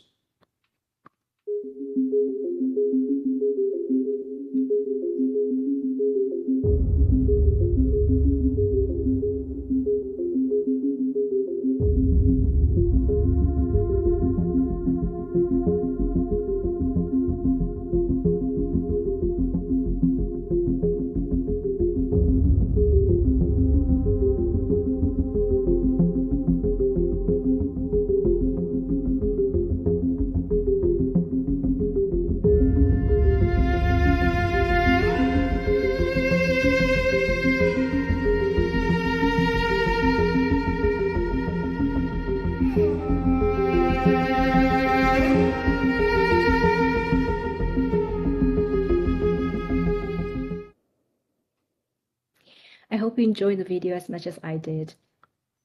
For the National Raptor Monitoring Network, I'd like to quickly mention a second pre-existing local scheme from southern China in Guangxi province in a place called Guantouling. This site sits just about at the southern tip of mainland China on a hilltop and is also a busy passage for migratory raptors before they cross over the sea towards Southeast Asia. Its regular monitoring effort started also quite early in 2011, led by the Fauna and Flora International, and further developed by a local NGO called the Guangxi Biodiversity Research and Conservation Association. But unlike any other monitoring scheme in China, this scheme was initiated for a unique reason, as part of a concerted anti-poaching effort. This is because at the time, Guangxi was plagued by heavy poaching pressure, with the shooting of migratory raptors for food quite rampant in the region. The FFI office in Guangxi came up with a strategy of mobilizing bird watchers to effectively occupy the hunting ground, to displace or at least to deter poachers while accumulating baseline data. The Guantoling monitoring scheme runs in the autumn season alone, when the migration volume is high, and now regularly records over 10,000 individuals per season. Since 2017, it has also started to record the number of gunshots, valuable data that would allow us to assess the change in the incidence of poaching over time. It's encouraging to see that since 2022, the number of recorded gunshots has remained at 0 after a steady drop since record began. And as with the Beijing scheme, raptor monitoring at Guantoling continues and will start in earnest again in about a week for this year. In all, since the national network started in 2023, the leading organizations have actively facilitated face-to-face exchange among pre-existing schemes and groups potentially interested in setting up new schemes. It has also led the development of robust, standardized methodology and is currently in the process of setting up a data sharing and reporting mechanism. The colleagues in charge of running this network told me just last week that, whereas individual schemes may have been reluctant to share data in the beginning, after 5 in-person events over the past 2 to 3 years, there has already been positive progress toward mutual trust and willingness to collaborate, and they are very optimistic that the network is on track to realize its vision. The second initiative I'd like to showcase today is China's breeding bird survey, called short name CBBS. The name and concept of CBBS are motivated by the 2 very famous breeding bird surveys of North America and the UK, which provided crucial data for our understanding of how bird populations are doing and changing at relatively large spatial scales, including the landmark study on North America avifauna declines that I mentioned earlier. China's lack of a similar scheme means that we do not have any means of objectively, quantitatively knowing the status of our bird populations at a reasonably large scale, despite inklings that things are not all well.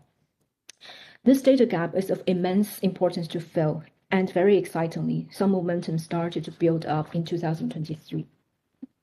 Under the leadership of 2 aspiring ornithologists and their research groups. Still under the modest name, the Chengdu Breeding Bird Survey at the time, the first municipality-wide survey happened across Chengdu, which is the capital of Sichuan province and China's 4th largest city by population size, in the breeding season of 2023. This is a large administrative region of over 16,000 square kilometers and 21 million people that spans a wide range of elevation and habitat types, from heavily urban to mountainous wilderness. The survey divided the municipality into 159 10-kilometer by 10-kilometer grids, and in each grid aimed to survey 10 to 15 points that are spaced at least 300 meters apart in the morning hours. The idea is that with standardized methodology and wide coverage by citizen scientists, surveys would be able to provide a good depiction of bird species composition and population density across large swaths of the municipality over time. The inaugurating effort in 2023 achieved quite remarkable goalposts. The Chengdu BBS covered 120 out of the 159 grids and over 1,200 points through the effort of 120 volunteer observers. This feat encouraged and convinced the project team that it would be possible to continue and gradually expand the initiative, at least to some other major municipalities with a fairly good birdwatching foundation or large birdwatcher communities. So after a second round of survey in Chengdu in 2024, the survey team expanded, the survey effort expanded to 6 major cities in 2025. This year, under the now new name, China BBS, CBBS, following a standardized design modeled on the 2023 and 2024 Chengdu surveys. Crucially, it is now joined by a large and growing list of organizations that are actively involved in mobilizing and managing volunteer surveyors, providing technical support and funding, and more generally, promoting the visibility of the initiative. It is a significant broadening of the base of the initiative that's crucial for its viability. In some ways, the CBBS is in a privileged place in terms of survey design. It has a wealth of existing survey schemes to consult. Since schemes like the North American BBS came into being years or decades ago, there has also been considerable technical progress in survey and analytical methods, such as those designed to account for less than perfect detection probabilities. So the CBBS is in a position to adopt state-of-the-art survey methods that balance data quality with logistical practicality, and that's what the project team has sought to do. That said, being only in its third year, the CBBS is still in the process of fine-tuning its survey design based on the data collected. For example, identifying appropriate survey radius for the point counts, potentially with different radii for different types of habitats. The project team has adopted a fairly commendable adaptive mindset, using the best available information and judgment to get things going, but also open to change informed by evidence, knowing that it might take some time to get things fully right. For a scheme like the CBBS, a big part of the effort lies in managing volunteer surveyors.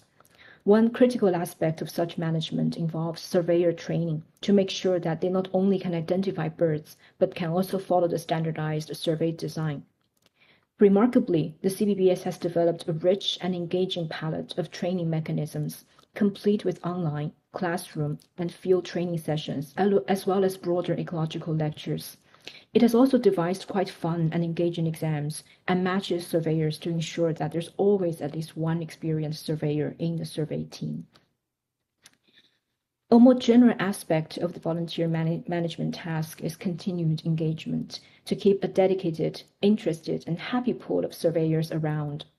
Similar to the long-running raptor monitoring scheme in Beijing, it is obvious that the CBBS team has gotten it covered.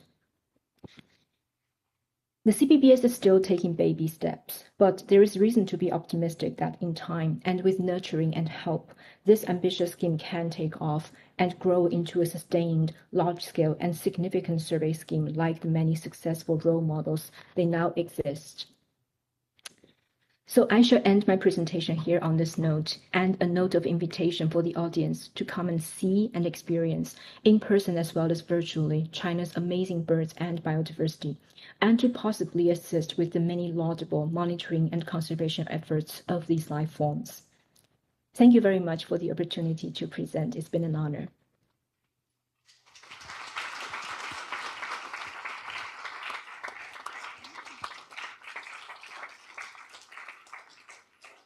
Right, unfortunately, Feng Wanhua couldn't be with us today, so we'll have to save questions for now. So our next speaker, representing the African Bird Club, is Dr. Tulutu Tende from the AP Leventis Ornithological Research Institute in Jos, Nigeria, who will be talking about leading the fight to save Nigeria's threatened vultures, which will also be a virtual presentation. Good day, everyone. My name is Tulutu Tende.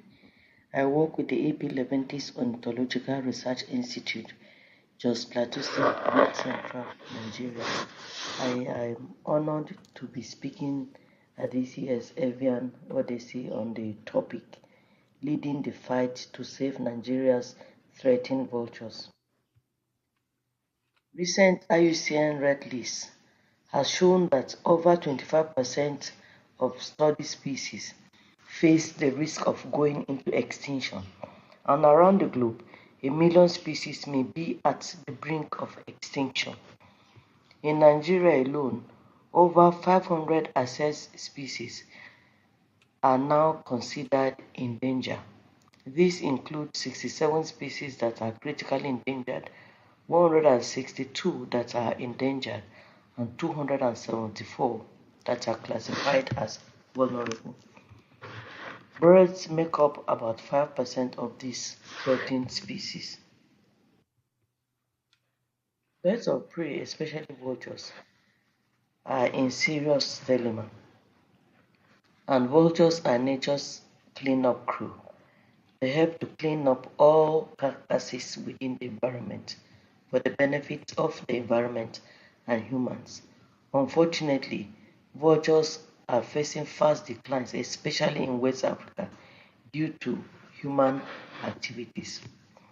There are about 22 species of vultures globally, and 14 of these species are threatened with extinction. And Africa is home to 11 of these 22 species. About 97% are in decline. Among the 11 species in Africa, Nigeria alone has about 7 species. Vultures matter because they play a very vital role within the ecosystem. By scavenging on carcasses, they help to prevent accumulation of these carcasses within the environment and control the spread of diseases. They do so and help to maintain ecosystem balance. They help in the control of diseases, they prevent water contamination and reduce air pollution. If we have a look at a global picture, about 28% of species face the risk of going into extinction, and in Nigeria, 67 are critically endangered, 162 are endangered, and 274 are vulnerable. Using data collected from our citizen science project, the Nigerian Bird Atlas project, we looked into the status and then draw conclusion on the conservation concerns of Nigeria's threatened vultures. The Nigerian Bird Atlas project is the first nationwide citizen science project in the country. The project was launched in late 2015 with the goal to increase awareness about environmental issues, and this is done through seminar presentations in institutions around the country, and also to collect data on bird distributions and then publish the Nigerian Bird Atlas.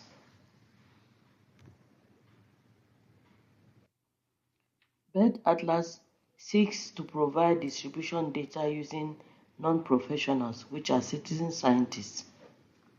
And this method is very effective and efficient in gathering bird data across space and time. And it also helps in environmental and biodiversity awareness creation. It helps in connecting people to nature, thereby creating nature awareness and translating to environmental protection. The AP Leventis Ornithological Research Institute, APLURI, is West Africa's foremost ornithological research institute. It was founded in 2002 by the Leventis Conservation Foundation, following a memorandum of understanding with the University of Jos, the Nigerian Conservation Foundation, University of St. Andrews, and the Laminga community, where the institute is located. It was established with 3 core functions: to build capacity for conservation biology in West Africa, and to also serve as a base for the facilitation of fundamental biological research in West Africa, and also to serve as a base for citizen science and conservation education. A look into our citizen science data collected over the years has shown that Nigeria's vultures face serious decline, both in population and in range, mainly because of threats such as illegal trade, poisoning, belief-based use, and habitat loss.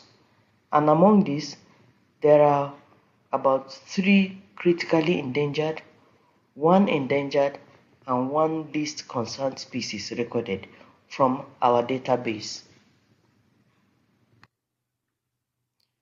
If we look into the disappearing records, the Ruppel's griffon vulture and the white-headed vulture from our data has shown that it was recorded last in the year 2021, and this has been classified as critically endangered by the IUCN Red List.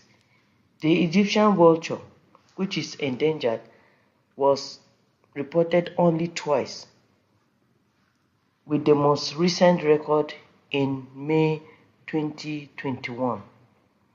The hooded vulture, which should have been the most abundant and most widespread within the country, is fast declining.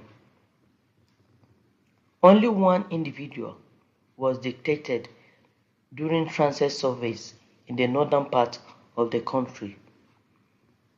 The permanent vulture has been classified as least concern, but is also declining.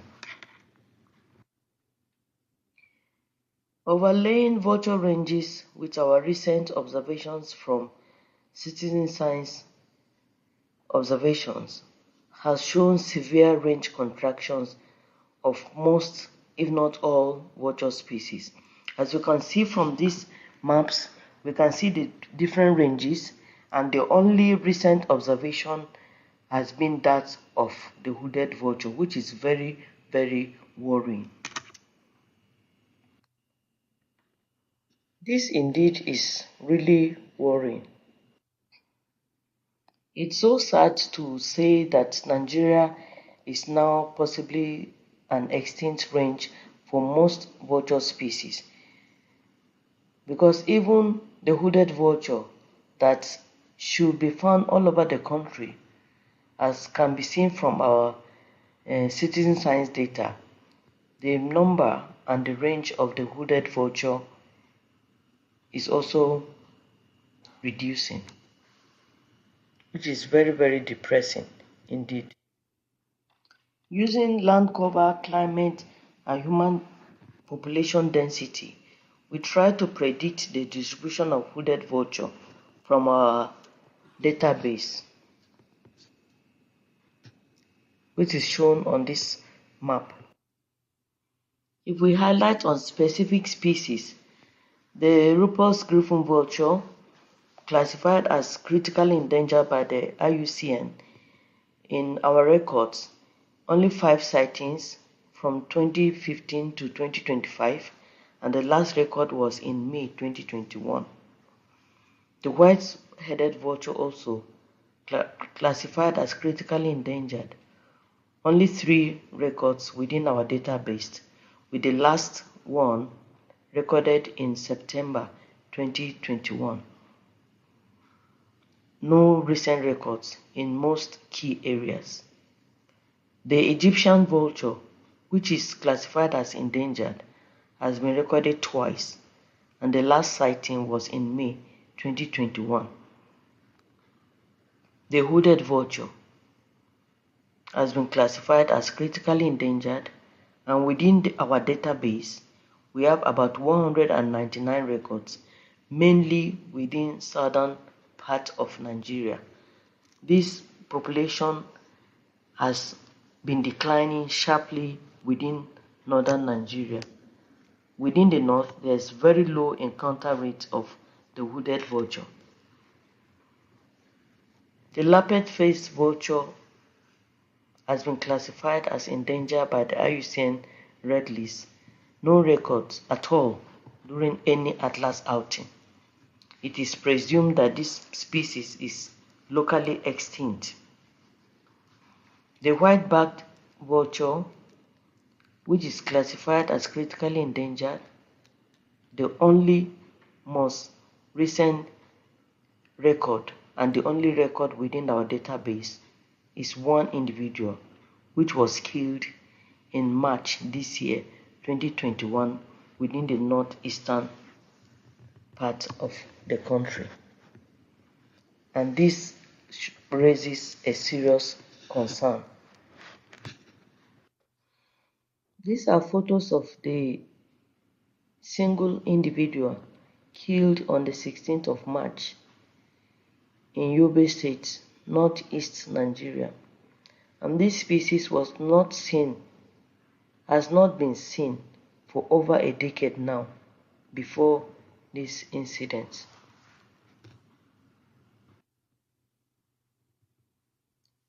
So there are different drivers, several drivers of vulture declines within the country, which is very sad. One of which is poisoning, both intentional and accidental. Vultures are poisoned for ritual purposes. The several parts of the vultures go for huge amount of money because politicians need them for ritual purpose to be able to remain either in power or to gain power. And they are being killed for belief-based use and illegal wildlife trade. Unfortunately, human population is growing very fast, especially in this part of the world, Africa, which is bringing about habitat loss and fragmentation. And also, within Nigeria, there is no strict law against illegal wildlife trade. Even when individuals are caught, nothing is done about that. So people are not deterred from going on with wildlife trade within the country, unfortunately. Citizen science is playing a very vital role in bridging data gaps and also promoting community involvement and awareness and nature appreciation. Before now, people really didn't know the importance of the environment or the importance of birds to them as humans.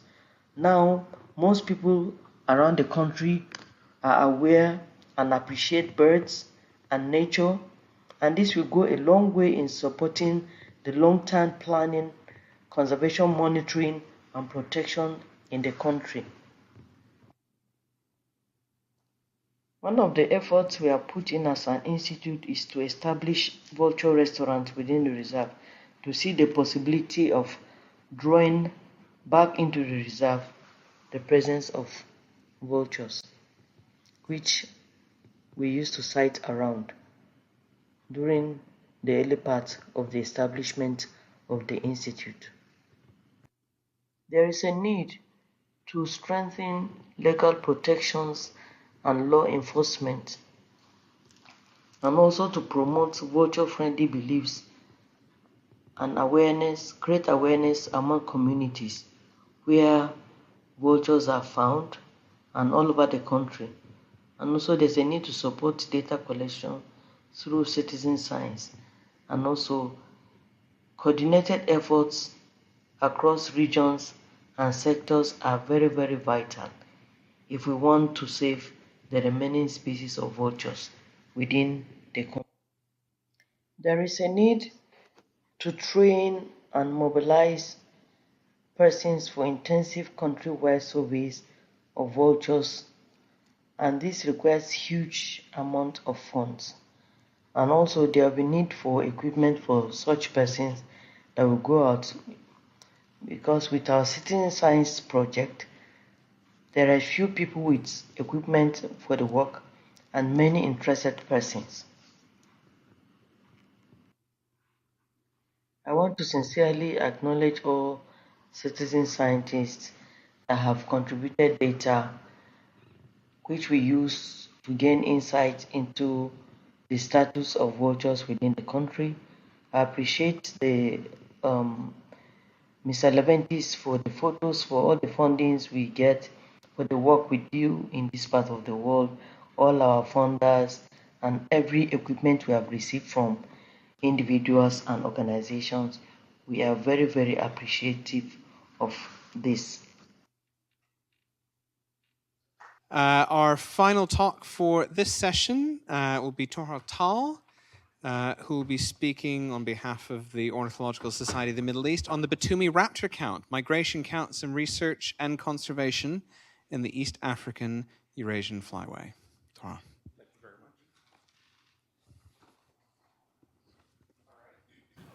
much. Hope everything's working well. So, Well, it's very nice to be here today with all of you. Very pleased to have been invited here, thanks to Osmi. And today I will talk about the Batumi raptor count, or BRC, and how we use raptor migration monitoring as a means to research and conservation in the East African Eurasian flyway. And I will talk about the Ornithological Society of the Middle East, Caucasus, and Central Asia, or OSMI, and the important role that they play within this flyway. Now, very quick background. I'm a recently graduated master's student, and if I'm not studying raptors, I'm most likely busy with waders. And I've been involved with BRC now for almost 8 years, and have been chairman for the past 3 years. Now, today will be quite a mixture of subjects, where I will start more local from the Batumi bottleneck itself and explain that a little bit, and work my way up to the flyway level and the opportunities that still lie there. So, a bit of background here. We see Batumi in the world map. So it lies in the Caucasus, in Georgia in particular. And it proves to be one of the largest bottlenecks in the world for the autumn migration of raptors. And whereas the place had been described before, it was until 3 young Flemish, back then still students, went here and organized pilot counts and published these results that the place gained fame under the international birdwatching community. And I think this is not surprising, because they counted nearly 1 million raptors in just one autumn season, with world population proportions for at least significant world population proportions for at least 10 different raptor species. And the first question is, of course, why do so many raptors end up here? So birds, especially coming from, for example, Russia and Eastern Europe, they first cross the Greater Caucasus, and then they end up in the lowlands of Georgia, where they have on one hand the Black Sea, the other hand the mountain range of the Lesser Caucasus, both of which are obstacles for them that they preferably do not fly over. And this leads them, or at least a large part of them, to a narrow coastal strip of lowland near Batumi. And this is the so-called bottleneck and bottleneck effect. But in the Batumi bottleneck, it's not just topography, but also the weather, particularly the cloud cover that often forms in autumn in the mountains, that pushes these raptors, especially soaring migrants, even more towards the coast. And in the field, this can end up looking something like this, where you have on one hand the Black Sea, the other hand the mountains, then this thick, low cloud cover, and consequently thousands of raptors making their way through the bottleneck in these large streams. But us bird watchers and ornithologists, unfortunately, aren't the only ones awaiting their arrival, because similar to other countries in the region, there's very widespread hunting culture in Georgia, where each autumn thousands of raptors are killed throughout the bottleneck with a huge hunting pressure all throughout the mountains. And a structured survey on the hunters actually showed that the majority of them purely does it for fun, hobby, and sport. And it's not just in the mountains where this hunting takes place, but for example also in some of the last remaining nature reserves along the coast, where many migrants such as ducks, waders, and songbirds make a stopover. There is a very strong hunting pressure. And it's a very long story, too long to all tell here, but I can highly recommend this short documentary. I will also make the link available again at the end of my presentation. Now, in this region, Batumi Raptor Count has been working for over a decade. And to give some background, we are a fully volunteer-based organization. And all the work we do is with a relatively small budget per year. Yet even this is always challenging to raise, to run our count. But nevertheless, so far we managed to gather each autumn dozens of volunteers, led by several coordinators in Batumi, to count all the raptors passing through. And in this process, we always try to have a mix of both experts and beginners. However, we tried to have a very diverse team, but this wasn't always the case. Especially in the first years, it would often be dominated by young Dutch and Flemish guys or boys. But luckily nowadays, that changed a lot. And we also try to encourage this. So where most volunteers, for example, pay a daily fee to help cover accommodation costs, we try to reduce it as much as possible, and in cases of, for example, volunteers from the Caucasus region, remove the fee altogether. Now, we need this many people because we have very, very strict counting protocol, which ensures that we always count the same period in autumn, count the same way, so each bird one by one, no estimates, and also register as much species, but also age information on these raptors as possible. Because only this way can we ensure a constant count effort and data quality. Moreover, it's not just this, but also the fact that we use 2 watch sites is that we need this protocol. So we have station 1 a little bit lower towards the coast, and then station 2 higher up in the mountains. And with these 2 stations, we form a virtual transect line through the bottleneck. And then we can use this transect line as our landmark to count birds that passes over it on their way south. So having counted like this over more than 12 years since 2011, what have we learned from this? Well, as said, we count around 1 million raptors each autumn. But more importantly is that we can collect very high quality data which we can use for scientific research. And one of our main aims and achievements has been that we can estimate population trends for at least 8 key species. And we also try to share this work as widely as possible by writing articles in different languages. So of course English and Dutch, but for example also Russian and recently in Chinese.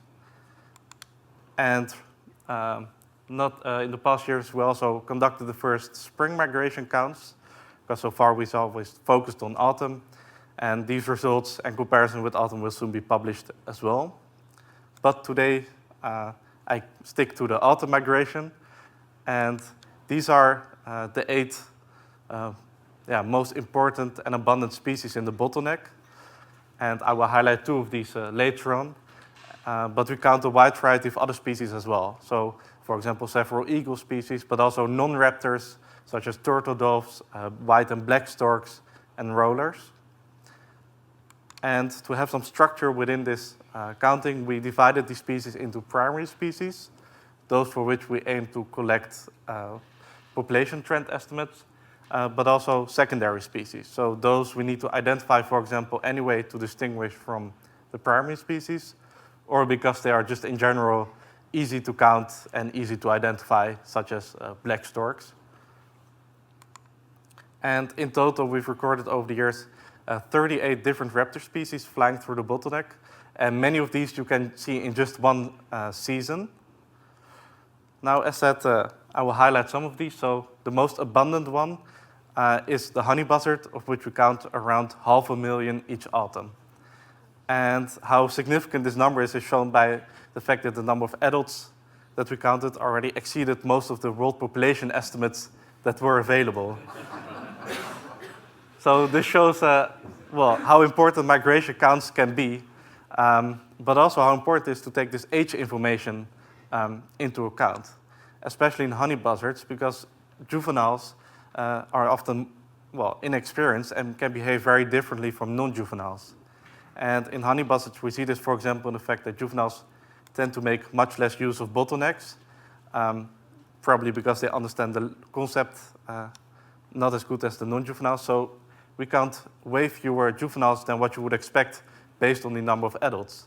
And it's not just the timing, not just the numbers, but also the timing that is different, where juveniles migrate much later than the non-juveniles. Now, the second most abundant species is the black kite, but this wasn't always the case. In the first years of counting, we counted only around 100,000, and nowadays this is up to 300,000. So this is a very sharp increase of around 10% per year, which doesn't seem to be ending anytime soon. And we think we can explain this when we look at the wintering grounds, because more and more black kites are wintering in the Middle East on landfills, which is quite in the northern part of their normal wintering range, which means that birds now have to fly less far to find these sufficient wintering grounds, which likely increases their survival. And we know that many of the birds wintering on such landfills, such as in the Negev Desert, also migrate past Batumi, based on, for example, tracking data, but also observations of wing-tagged individuals that we luckily managed to see through the thousands of birds passing by. Now, the fact that we see so many different species in such globally important numbers is all the more worrisome that there is such a high hunting pressure. So one of the main aims of BRC is also conservation of raptors, and particularly reducing or trying to reduce the hunting pressure by focusing on education of future generations. And this is something that has always been part of BRC. So for example, in the first years, there were student exchanges, and throughout the years, we've always tried to include young, enthusiastic locals into our activities, while at the same time giving workshops to teachers to help them show like how you can include nature and especially bird migration into the learning material, which was not really done yet. And to help this, one of our team members wrote and published a education booklet in Georgian and distributed freely among schools in the region, in the Batumi region, and which is now already widely used. And in this momentum, we also teamed up with a local NGO to visit schools and take school children into the field, really with the idea of showing them like how special the places that they grew up in and how important it also is to conserve that. And a perhaps more unexpected ally in this story are falconers. So Georgia has a very rich falconry culture, where especially in autumn, people go out to catch, for example, goshawks, sparrowhawks, and small falcons to keep and train them. And talking to falconers, both young and old, actually showed that most of them also disapprove of the hunting, of the illegal killing of raptors. And this inspired us to actually work together in conservation. And we found our shared species to be the Levant sparrowhawk, which is for us a very secretive and difficult to study species. But it's a species that these falconers very often catch because they also migrate in large numbers through the bottleneck. Now, we teamed up with a group of young local falconers and managed to catch several sparrowhawks and attach GPS trackers to them. And this way, it's a great way for us to learn more about this understudied species, while at the same time, we can show to, for example, the falconers and also at schools, like how unique these species that migrate through the Batumi bottleneck are, just looking at the migration routes and distances that they fly each autumn. And I think an unavoidable angle to this story is also economical development, particularly through ecotourism. And I think this is best visualized by looking at how our watch sites have changed over the years, thanks to investments by the local government, where this was Station 1 in 2012. And this is how it looks nowadays, which is quite an improvement, I must say, although we don't see many golden eagles, unfortunately. Station 2 remained a little bit more natural, but this is also not a bad thing, I think, with Isabelline wheatears, for example, taking a quick rest on station. But more importantly, I think, is the fact that the local community gets to benefit from ecotourists coming to the area. For example, now most houses in the area are able to host ecotourists and actually earn money from it and see how raptors are also much more worth alive than when you shoot them from the sky. And as said, also the local government took notice where, for example, the tourism department of Batumi now each year organizes a bird watching festival with international speakers. And although the role of BRC in this event is quite limited, it is of course heavily inspired by the work we do and the tourists that our project attracts to the area. So I think it's safe to say that Batumi isn't just a place where birds come together, but also people. And I think that's a really special thing. If you're standing there on top of a mountain, watching thousands of raptors and other birds flying over you with zero regards for borders or any of the sorts, especially when you live in a world where there's so much conflict and doesn't really seem to become any less, it's all the more special when you have a place and project like BRC where you can have people from all over the world with different backgrounds and cultures to peacefully come together with a shared passion and goal. And I think as organizations to really use that unique opportunity. Particularly when taking BRC, which has recently been named as a model project in the wider region, you want to be able to give this pass your knowledge along to others as well.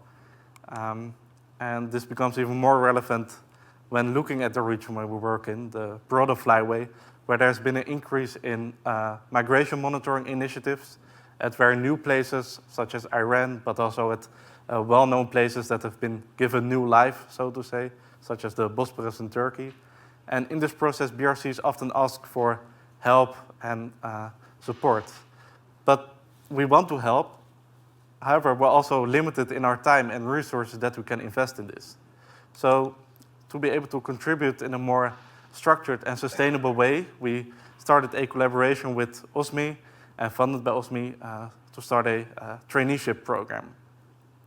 And the idea here is that we can invite young, ambitious people from the flyway, from the OSMI region, to come to Batumi and for a long period of time and really learn them the ins and outs of setting up and running a project like BRC. With the idea, of course, that they can take this experience and knowledge and implement it elsewhere, for example, in their other home countries.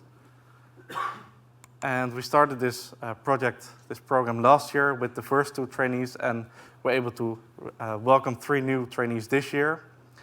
And so far, the response has been really great, where this year we received many more applicants than that we were able to host, unfortunately. So yeah, we only hope to further expand this in the upcoming years. And I think this is really important, because this way we can exchange more, increase the knowledge exchange and also personal connections between all the sites in the flyway, and hopefully get that connectivity needed to really get these, that local capacity building going, which will only help, I think, to have these multifaceted conservation efforts also across the flyway, and hopefully, of course, save the birds in the process as well. And I would just like to emphasize how important organizations like OSMI are in this process, because for many initiatives, both new ones or ones that are already running for longer, it's really hard to find seed funding or continued support, because many organizations are unable or not willing to give them, and OSMI is one of the few that is actually able to do this. And that being said, I of course welcome all of you to come to Batumi, because it's really an amazing place. A little bit of advertisement. But be aware, because well, raptor watching will never be the same again elsewhere. And that being said, thank you all for listening.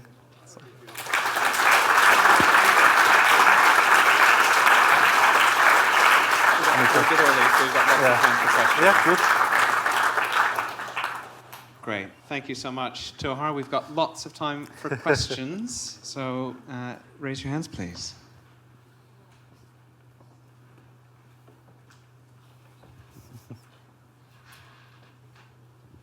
Thanks, great talk. Your 2 watch points, do you Yes. get much difference between the 2 watch points on individual days? Or could you just do with 1 watch point instead? No, I wouldn't say so. So it's in total, let's say the line from the sea, or the total transect line, is like 12 kilometers. So, for example, one watch point you may be able to see birds that are, let's say, closer to the other one, but you wouldn't be able to identify them, especially when you have the different light conditions in the morning or evenings. You really need the 2 to be able to see the bulk, count them, but also to identify them, and, for example, record age information as well.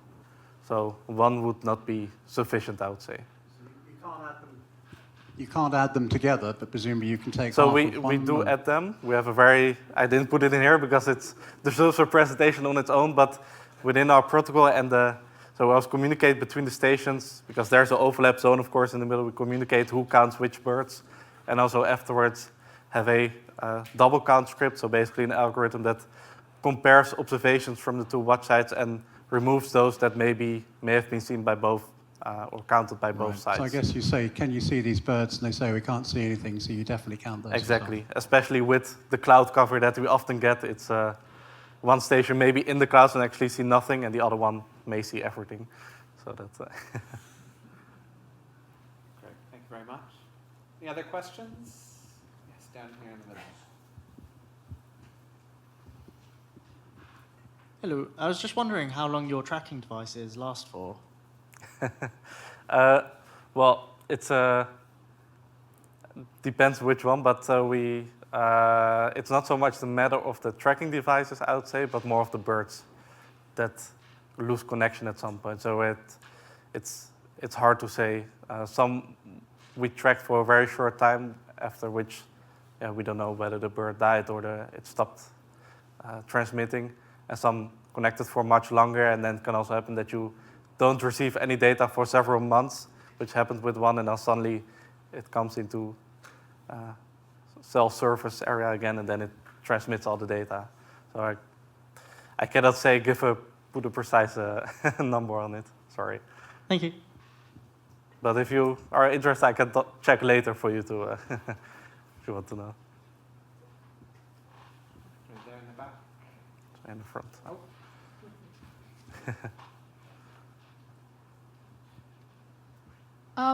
Great talk, thank you. Just wanted to ask, how do you count so many birds, and how do you make sure you're not counting the same ones, and etc.? Yes, that's a very good question. Again, I can talk minutes about this, but so in very short, we have a lot of counters on each station, led by several coordinators, and the coordinator basically keeps track of where the birds are. They usually fly in large streams, and then puts people on each stream to count them, and also then communicates with the other station which birds they are counting and which birds they should be counting. And we use, I don't know, some may be familiar, but these tally counters, we call them clickers. So that's what we use to count birds one by one. Yeah, that's a very short answer. There's a question there in front. Yes. Hello, I would just like to ask a little bit more about the kind of more local oriented side of your conservation efforts, because I did a little I did a very minor research project on the collaboration of conservation between organizations and local people a little while ago, and I kind of want to ask, what are your I know you talked a little bit about working in schools and such and talking of the younger generation, but are there any continued efforts that you do to help raise the profile of local birds to help to help prevent degradation of the local bird populations and such? Right. So so the main issue that we deal with is the hunting. That is the major pressure because it's all migratory birds, so we don't really deal with wintering or, let's say, resident birds there. And for the migratory birds, it's mainly, so far, hunting is the main issue. And we feel that, let's say, directly confronting hunters is not the way to go for us. That doesn't work. You lose only trust of the local community, I think. So that's why we go for a bottom-up approach through education, for example, or involving falconers. And that way to, over time, hopefully decrease the number of hunters. While at the same time, of course, also the fact that we are on these watch sites, for example, which are very good places also, well, to watch birds, but also to shoot them. And our presence there also make sure that there are no hunters there. So that is another way to do it, where you don't directly confront the hunters, but, for example, make sure that they go to other places where there are, for example, less birds maybe flying close by, so they can shoot less. So it's different ways that we try to do this. But the education still remains the most important part, I think, and that's something that, funding is always, of course, the major limitation, but it's an effort that has been going on over time, and I think it's only becoming bigger and bigger part of BRC now. So that's what we try to do. Thank you very much. Thank you. Any other questions? Robert in the back. Hello, I may have missed it, but what is the legal situation regarding hunting? And is there any interest, if it is illegal, in the authorities in enforcing it? It is illegal to hunt migratory raptors. And there's a hunting season. Some species like quail are, for example, legal to hunt. But let's say all the birds we count, all the raptors, you're not allowed to shoot them. But the local enforcement is virtually non-existent. And for example, let's say the local tourism department is also aware of this. They know it, we tell to them, but they also don't have the power, let's say, to really make sure that rangers, for example, enforce or police enforce the hunting restrictions. So, yeah, it is illegal, but there's not the force to really stop it, to confront hunters with it. That's the, the short answer, I think. Anyone else? In the front.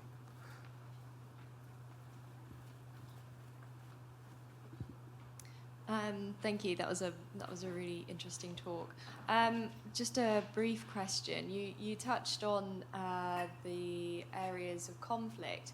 Is this something that you predict may fluctuate in the future? Is this something that you're thinking that you may have to increase efforts to look into to see whether it's going to have an impact? Is it just too big of an issue to touch on?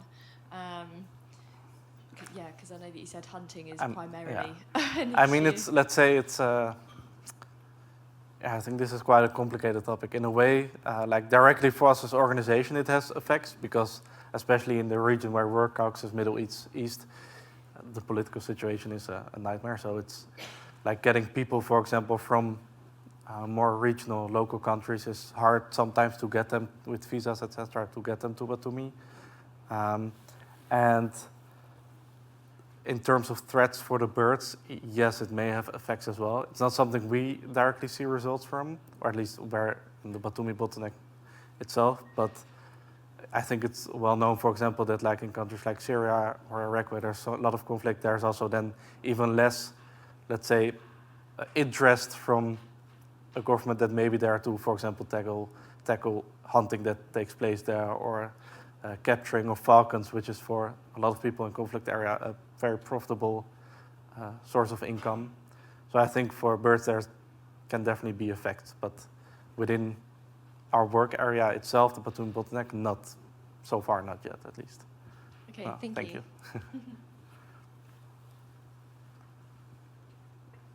Any more?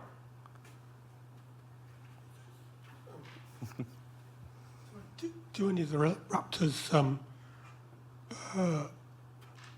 do we know whether they're feeding in that location? I mean, or is there any assistance with feeding? Like as I say, in Wales, probably there's points where meat is put out, isn't it, to attract birds? Does anything happen that way in Georgia? Sorry, I'm not sure I've got the question. Is there any assistance with feeding the birds? Feeding on that kind of flyaway, or are they not actually feeding at that time of year? So it depends. Like most species that fly through the bottleneck are just, let's say, migrating through. There are some species that, like hares, that sort of forage fly migrants. So they also depend on like these, let's say, the Chulgi Delta and such nature areas along the coast for feeding. And so this is it's very species dependent. Like honey buzzards, they don't feed on the way; they just fly and are only stopped by maybe really bad weather. But like harriers or something, they also rely on feeding. And yeah, hope that answers it. All right. Thank you very much, Tara. Thank you.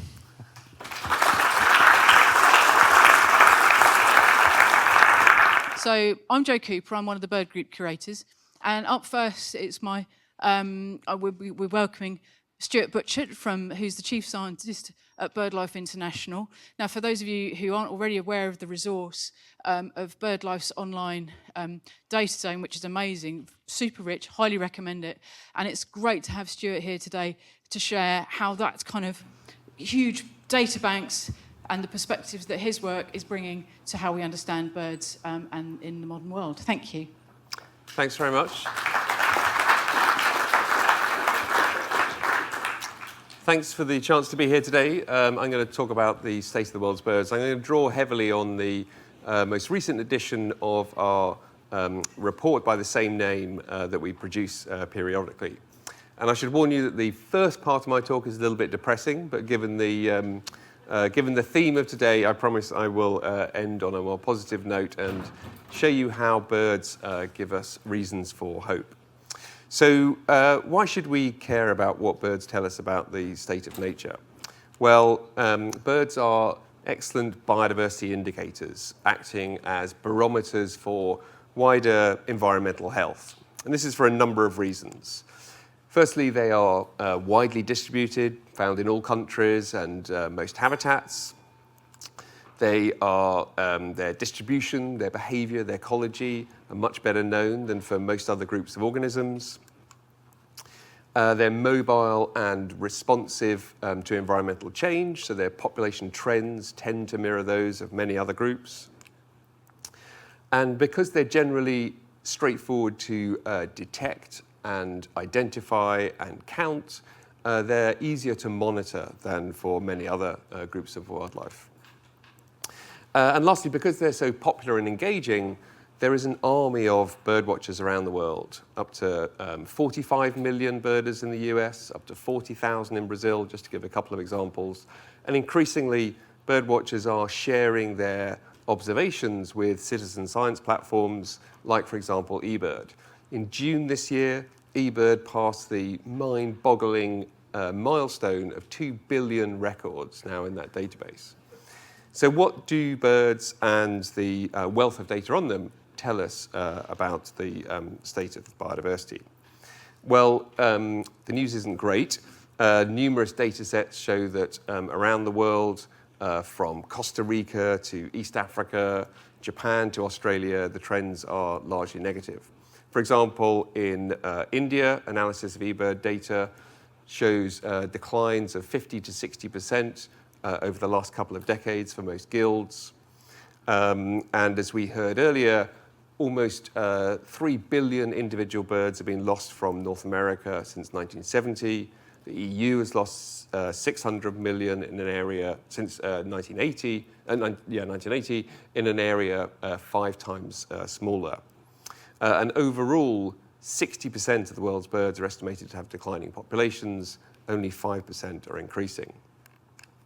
And these declines in abundance, along with associated reductions in distribution, mean that 1 in 8 of the world's birds are threatened with extinction, just over 1,300 species in total, with over 220 classified by BirdLife as critically endangered on the ICN Red List. Along with about 1,000 near-threatened species, that means 1 in 5 of the world's birds are of conservation concern. And the risk of species extinctions is escalating. And we see this using the Red List Index, a biodiversity indicator developed by BirdLife and now used by the United Nations and the world's governments to track trends towards global biodiversity targets. And it shows the balance between the number of species that are improving in status as a result of successful conservation action, and you can see some examples in green above the line, and the number that are deteriorating in status owing to worsening threats. And you can see some examples below the line representing the now more than 500 species that have been moved to higher categories of extinction risk as a result of deteriorating status. So overall, the survival prospects of the world's birds are going down as they're pushed ever closer to extinction. And again, as Alex mentioned earlier, almost 200 bird species are known or suspected to have gone extinct since 1500. And while most extinctions were historically on islands, there's this growing wave of extinctions, shown in green on the graph, breaking over the continents caused by landscape scale habitat loss. But birds also tell us that humans are responsible for the vast majority of threats that impact them, and most species are impacted by multiple threats. And this graph shows the different types and their relative importance. Agricultural expansion and intensification is the most important threat impacting the world's birds, affecting more than 3/4 of all species. So, for example, increased mechanization, use of agrochemicals, and conversion of grasslands to croplands have driven declines of 57% in farmland birds across Europe since 1980. whilst losses of grassland to cropland in Ethiopia have driven declines of over 80% in the endemic Leban lark since 2007. And worldwide, since 1960, pesticide use has doubled, fertilizer use has trebled, the average density of cattle has increased by 20%, and these broader trends in how we manage the countryside to generate our food are driving widespread declines in farmland bird populations. Unsustainable logging and forestry management is the second most significant threat, with the loss of over 7 million hectares of forest every year, impacting half of all threatened species, including birds like the harpy eagle, the most powerful raptor in the world, depends upon old growth trees for nesting, but more than 90% of the 28 species that it relies upon for nesting are targeted by selective logging. Invasive alien species, which have been introduced either deliberately or accidentally by people around the world, can have devastating impacts on native ecosystems. They affect more than 500 threatened bird species, particularly on oceanic islands where birds have evolved in the absence of mammalian predators like rats and cats and dogs.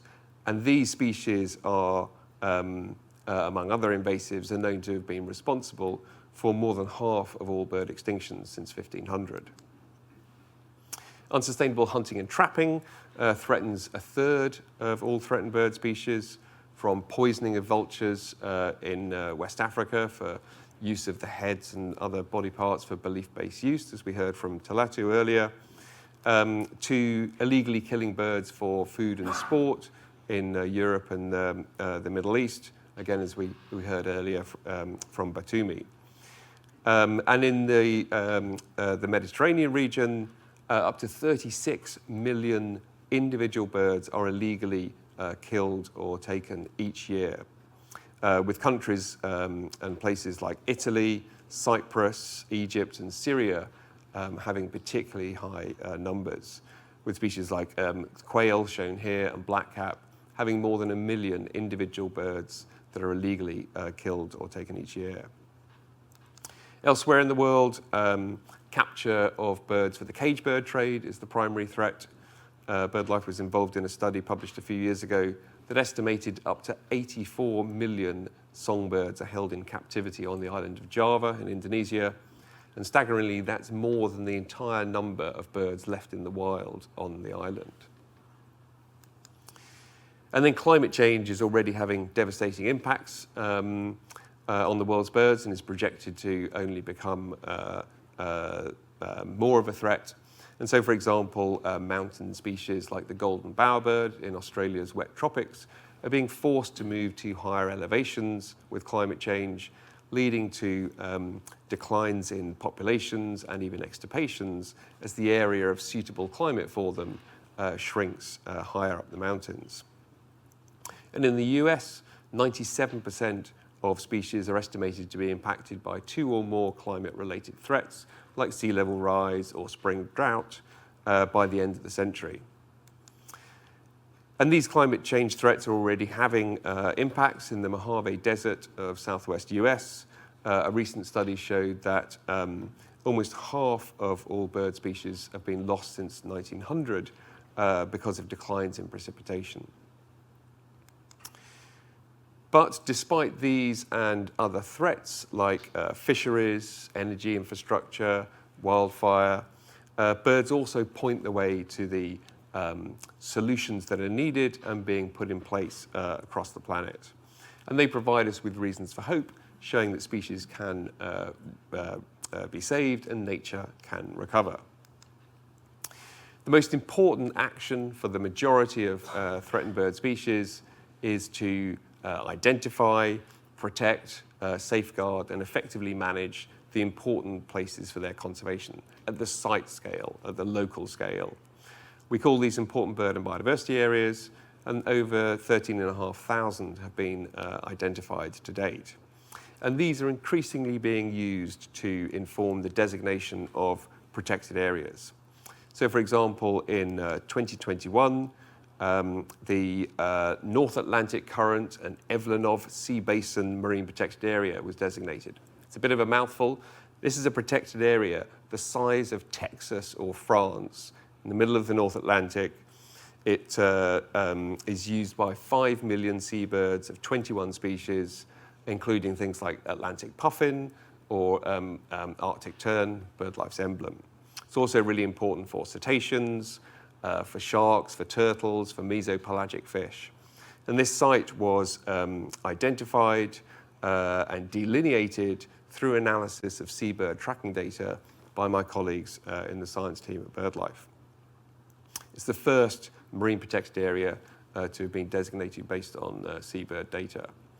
And to give you a very topical reason for hope, yesterday afternoon, the UN received a document from Morocco, and Morocco became the 60th country to ratify the High Seas Treaty, which means that it's now legally come into force. So we now have a legal mechanism to designate marine protected areas like these across all of the world. This one was designated under a regional agreement for North Atlantic, and there was no legal mechanism for anywhere else in the world to be able to establish high seas protected areas, so protected areas beyond national jurisdiction, beyond national territories. That happened yesterday afternoon. And beyond protecting, safeguarding, restoring, and effectively managing important sites, we obviously need to tackle the key threats. For example, ensuring that all use of biodiversity is safe, sustainable, and legal.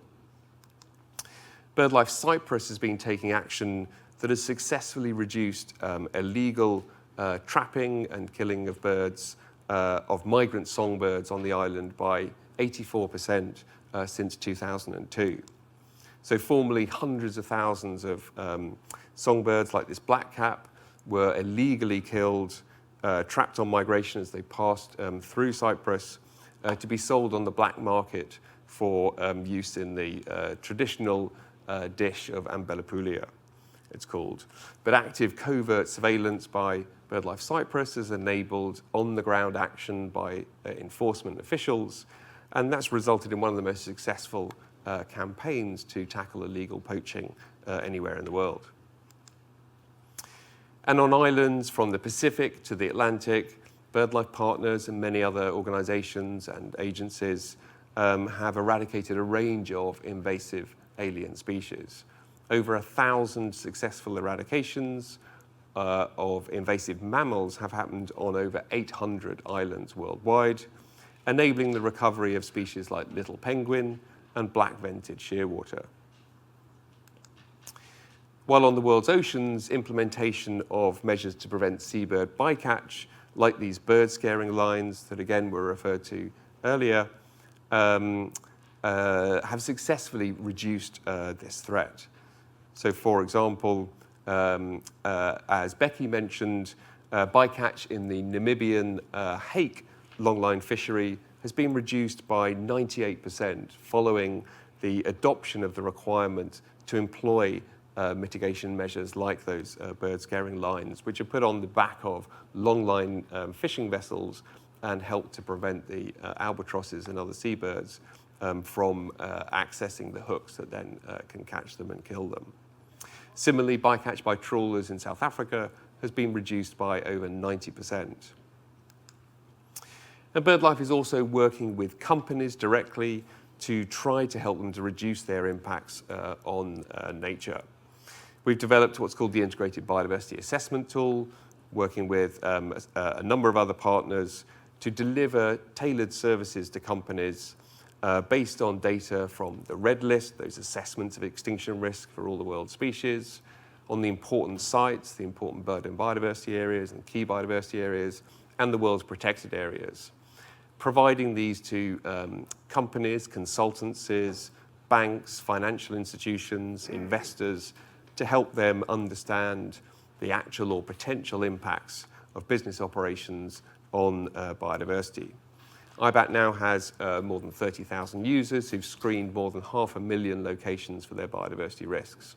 And just to give you one example, for the bank JP Morgan, their use of this tool is equivalent to one person every hour checking a proposed loan for a piece of development using the data that's in this tool to decide whether that loan should go ahead or not.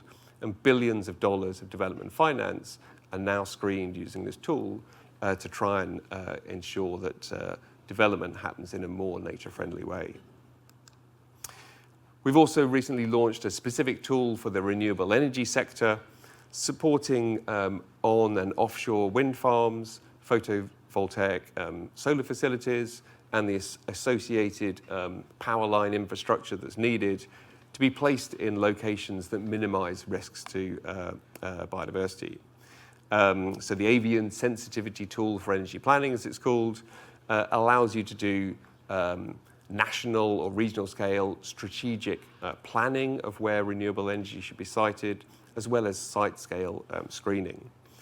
And this will enable, it'll help to accelerate the transition to renewable energy, which is so important, whilst ensuring that it minimizes impacts on wildlife.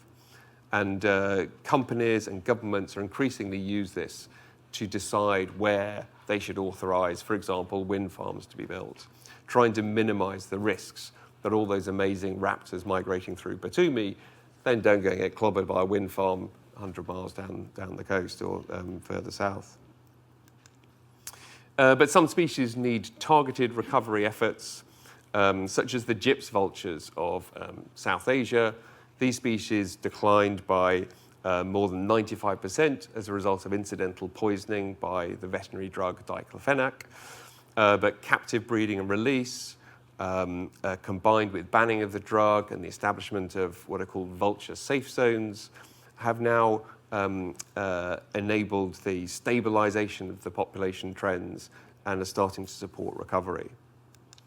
On the other side of the world, hyacinth macaws in the Pantanal of Brazil have recovered since the 1990s as a result of protection of nesting sites, provision of nest boxes, controls on trade, and habitat restoration. And these recoveries are reducing the overall extinction rate.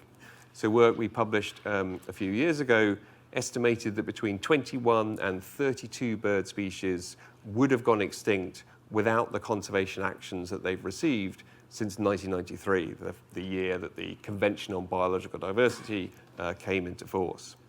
And so this chart shows the probability that each species would have gone extinct if conservation actions had ceased, with the lines showing the minimum, best, and maximum estimate of that probability. Those at the bottom of the graph have got the lowest probability. Those at the top have got a probability of 100% because they survive only in captivity and zoos. And without these captive breeding programs, they'd have completely disappeared. So species like the Alagoas wren and the Tahiti monarch and all the other examples shown on this slide would no longer exist outside museums like the one where we're at today, were it not for the conservation efforts of BirdLife partners, many other organizations, government agencies across the world.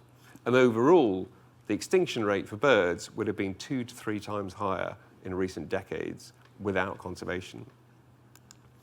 And as well as species on the brink, more than 700 bird species, threatened bird species, have directly benefited from action by BirdLife partners, from RSPB in the UK to all the other 120 organizations around the world taking action for the world's birds. So species like the Polynesian ground dove, shown here, has directly benefited from the eradication of rats on several French Polynesian islands, and that's helped to improve the status of the species.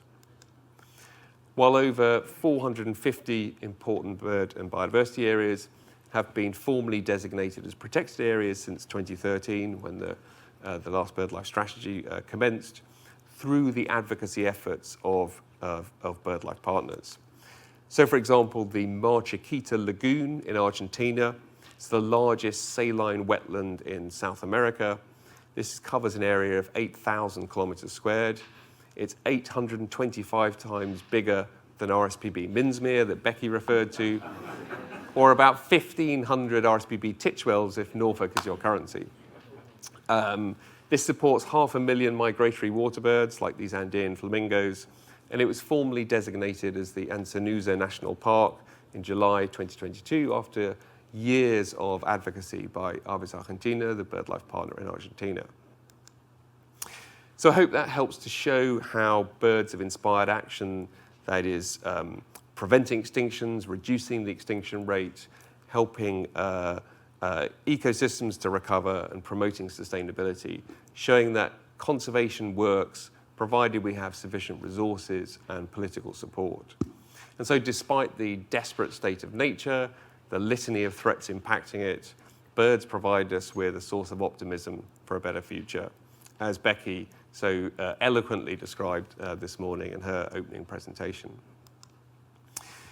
And as Joe just gave a nice advert for, if you want to find out more about the state of the world's birds, the pressures upon them, and these responses that are being put in place, then I'd really encourage you to visit the Data Zone on the BirdLife website.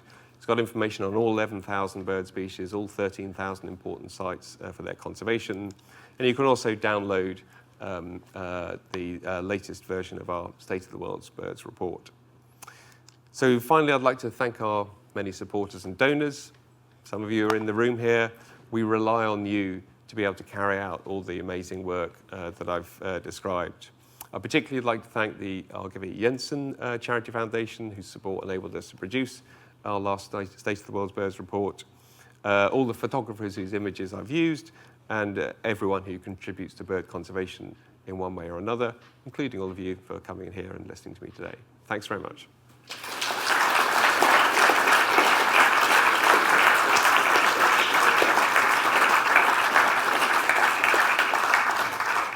Thank you very much. That was fascinating, and I really do endorse that data resource. And it's fantastic that BirdLife and Stuart's team can make that information so widely available, so that any one of us can have access to this really hard data and use that as evidence in whatever work we happen to be doing. So thank you. We've got time for questions now, so we can take a few. And straight away down the front there, please. Yes, thank you very much for your presentation. I was wondering, in light of climate change and some species, for example, changing their range, is there any way that BirdLife tries to account for that in, for example, important bird areas, or what should be protected areas? Yeah, so we've carried out a number of studies in Europe, Africa, all the Americas, and parts of Asia, modeling where species may be distributed in future as a result of changing climate. So we're all familiar with many species are moving further north because we're getting warmer winters and less severe conditions that enable species to survive at higher latitudes. On mountains, species are being forced to move to higher elevations, as I described. And so then we ask, what do those range shifts mean for the network of important sites that we have identified based on where species are currently? And some of this work was supported by RSPB, and Debbie Payne, who's in the room here, worked with us on this a couple of decades ago. But what these studies show is that although we're going to see lots of turnover in the important species that occur at individual sites, so there may be a place that's currently important for a species now, it may no longer be there because it will have shifted off to another part of the world, but other species will come in. And so overall, the network remains robust in the face of climate change, but we're going to have to manage it much more dynamically, taking account of the species that are currently there, the species that occur in other sites around, and how that site fits into the wider network of sites. Thank you.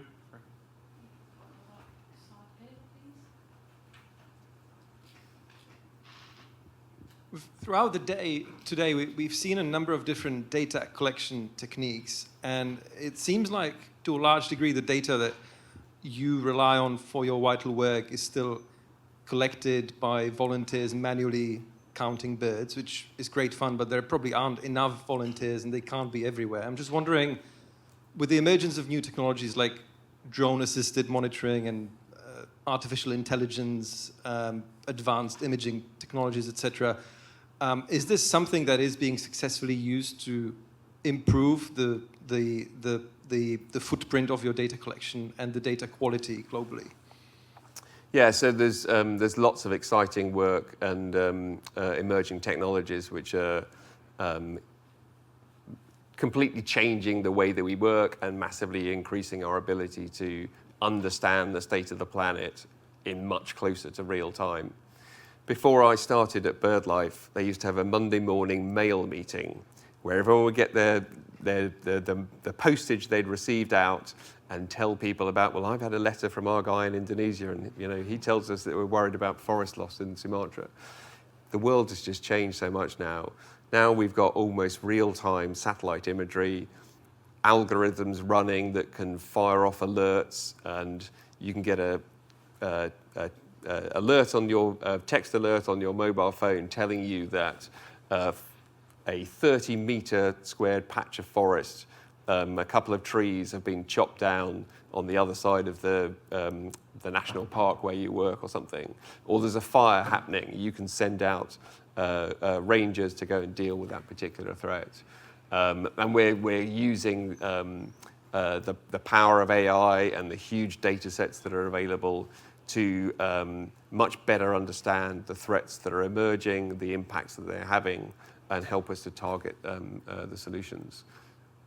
Would it be too cheeky to ask another very quick question? So you mentioned tools that are being used in clean energy investment, which is my field. I'm just wondering whether you're seeing sufficient adoption by the industry and by the funders in the industry, the lenders and the equity investors, and whether there is more that the industry could do perhaps to take this more on board in the development of clean energy infrastructure.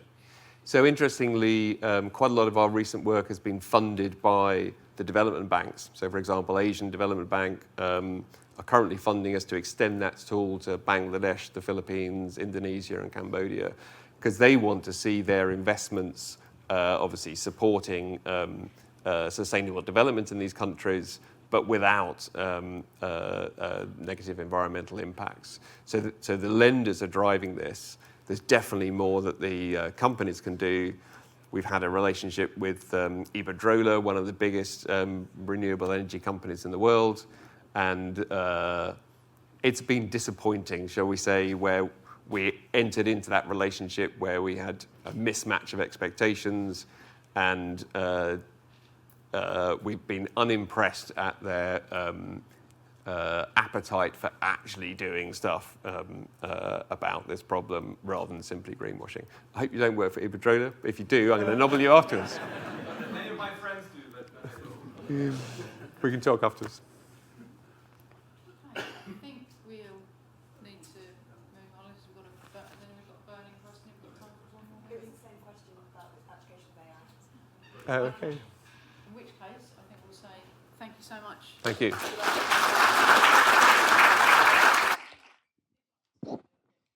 And we will move on to our next presentation, which we are welcoming now Leah Kadiki, please, who is a research ecologist and particularly experienced in neotropical birds in a really wide range of habitats. She's working now on kind of community-driven projects in the Brazilian Amazon. She's here today to speak to us about manakins. Thank you very much. Yes, thank you so much for sticking around to the final session of the event. And I cannot express in words, I think, how happy and honored I am here to be here sharing this stage with so many people working to learn and to protect these amazing animals that we all, I think, love and share this passion for. And especially in this place, which I think is one of the coolest venues in London to be giving a talk, particularly. So yeah, I am going to be speaking today about mannequins, and I am wondering who of you have seen a mannequin already? Oh, okay, that's quite, yeah, that's quite a good rate. So, and just to be sure that we are on the same page, right? Yes, I'm not going to be talking about those. I'm going to talk about these kind of birds. But for those of you who have never seen mannkin live in nature, I would like to read a passage of what I think is a really good description of what an encounter with a mannkin is. And this is from Charles Nutting, an American zoologist, and published in 1884. So here goes. Upon a bare branch which overhung the trail at a distance of about 4 feet from the ground, 2 male bailadors were engaged in a song and dance act that simply astounded me. The 2 birds were about 1.5 feet apart and were alternately jumping about 2 feet into the air and alighting exactly upon the spot whence they jumped. The time was as regular as clockwork. One bird jumping up the instant the other alighted, each bird accompanying himself to the tune of Toledo, Toledo, Toledo, sounding the syllable to as he crouched to spring, le while in the air, and do as he alighted. So if you go to Central America, you might be facing or finding these birds, the long-tailed manakins, and maybe you'll be very lucky to see them performing this. And this is exactly what Charles Nutting saw and described some hundreds of years ago. And it was beautifully recorded a couple of years ago by David Weiler in Costa Rica. So the 2 birds, blue and black birds on the right, are males, trying to convince that greenish bird female on the left to copulate with one of them. And these birds, they form male-male pair bonds, just like heterosexual monogamous pairs. And sometimes these bonds, they last for several decades.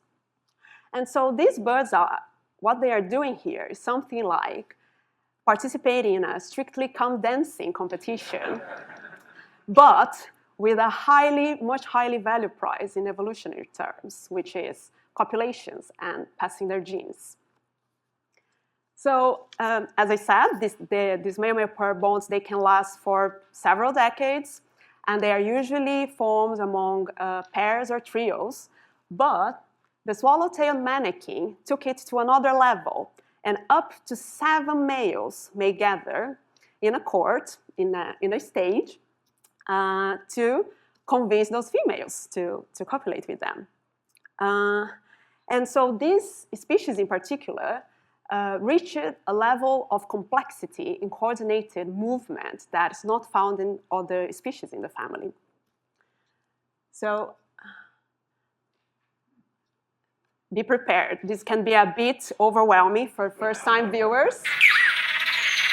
But this is the swallow-tailed manakin display.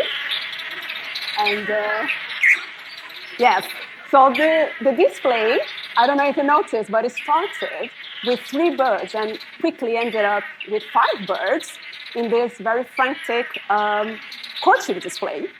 And we don't know exactly what that female is thinking, but it is the ultimate challenge for any behavioral biologist to know if that was good enough or not. And just a bit of information here, that male is usually the dominant male. So this genus, Caroxyphia, they have a very strong dominance hierarchy. So usually the dominant male, and in this case was the last bird to perform that final move, will acquire the copulation if the female decides to. So unfortunately, for this case, I asked Dr. Lina Manica if she remembered if any of these birds got the prize, And unfortunately, she couldn't track this down. But what we know is that female, she is equipped with the aesthetic cognitive perception to capture that aesthetic signal sent by the males in this quite striking performance. And so you have to imagine that she's like the highest art connoisseur in the area. And when she looks at that, she's thinking, do I like this or not? But I'm pretty sure that, yeah, we all agree that it would be a waste if she didn't pick any of these very highly skilled males. But yeah, not always it is a positive outcome out of the displays. Needs to practice more. So I could spend the entire afternoon showing and talking about all these amazing displays, such as you might know the moonwalking moves from the red-capped mannequin. This is a bird species that occurs in also most Central America, but extends to Colombia and Ecuador. But unfortunately, I have, not so many minutes left. But what this shows us is that all these ornaments and behaviors, extreme behaviors, they are a result of picky females in what we call sexual selection driven by female choice. I think we can just admire a bit, right? This little creature's movement. Yeah, and just it does do that for a long minutes, long hours of the day. And in this one, particularly, it's probably practicing. So these fantastic displays, they are all thought to be directed at females, right? In what Darwin called them as love antics. And because of females' diverse preference, this took to the evolution of adaptations, modified structures being adapted, and to allow birds to, in this case, for example, particularly in this genus, Manicus, to produce sound, not only using vocal organs, but their bones, so their wings, modified structures. So the sounds are produced mechanically as well. And not only that, but the courtship itself is really important for the process of courtship display. But the males, they have to guarantee that the arena, their stage, is highly visible for the females. So they carefully remove snags, lip litter that might be obstructing the movements, and they are very picky on the stage itself. So there is a specific distance between the trees and the saplings so that they can perform in their optimal form to the females. And then maybe it will be successful. And all the effort was worthwhile.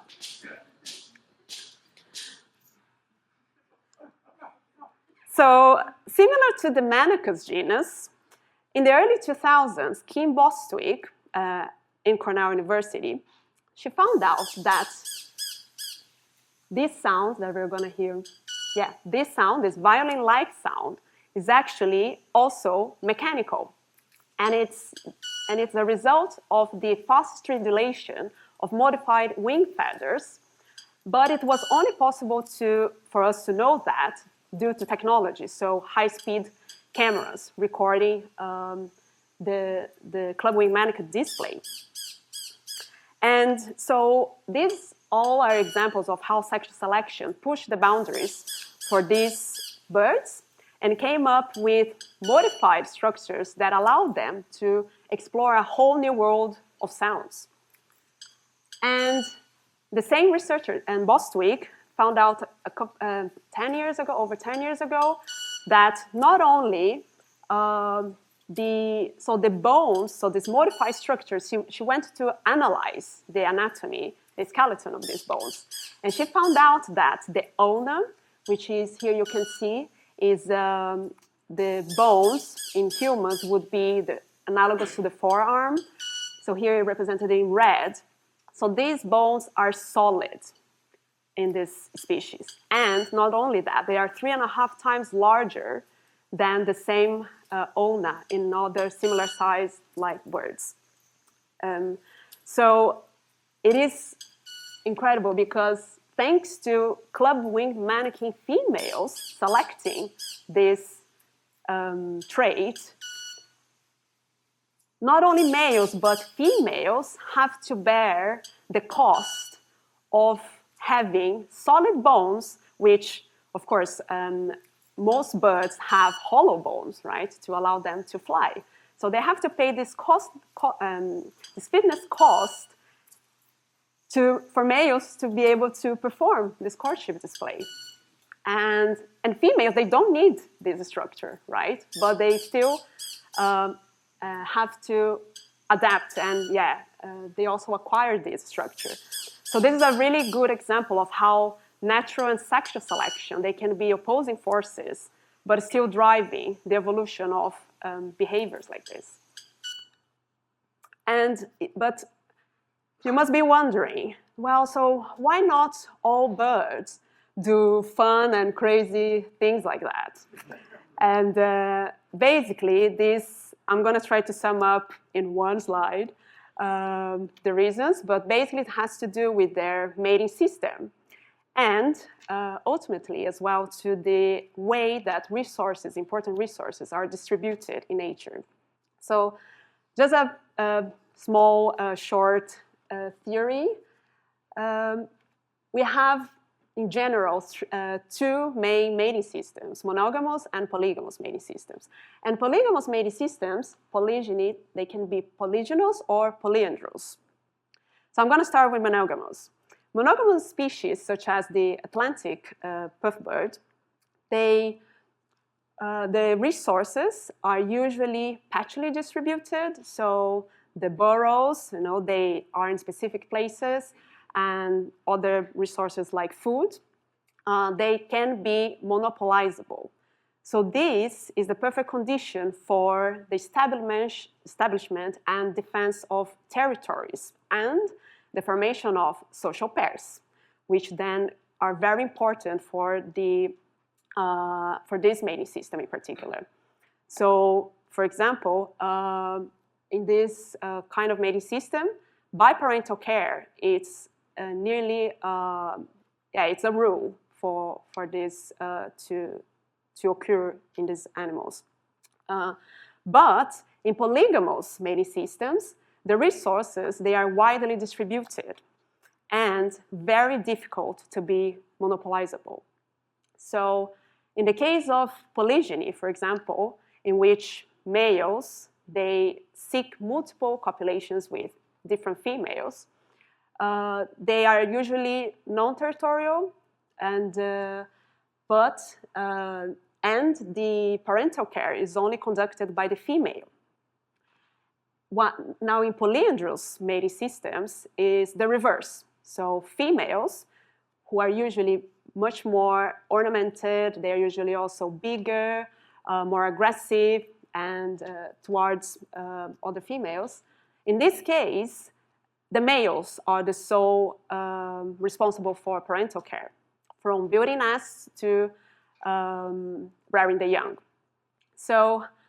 But in the case of manakins and other familiar birds, for example, the bowerbirds, the case is that these resources, they are widely distributed, and the males, because they don't engage in any part of the parental care, let's say that they have more time to spend in improving their ornaments, improving their dances, in the case of bowerbirds, in improving these gardens, which they carefully prepare to attract females to visit them.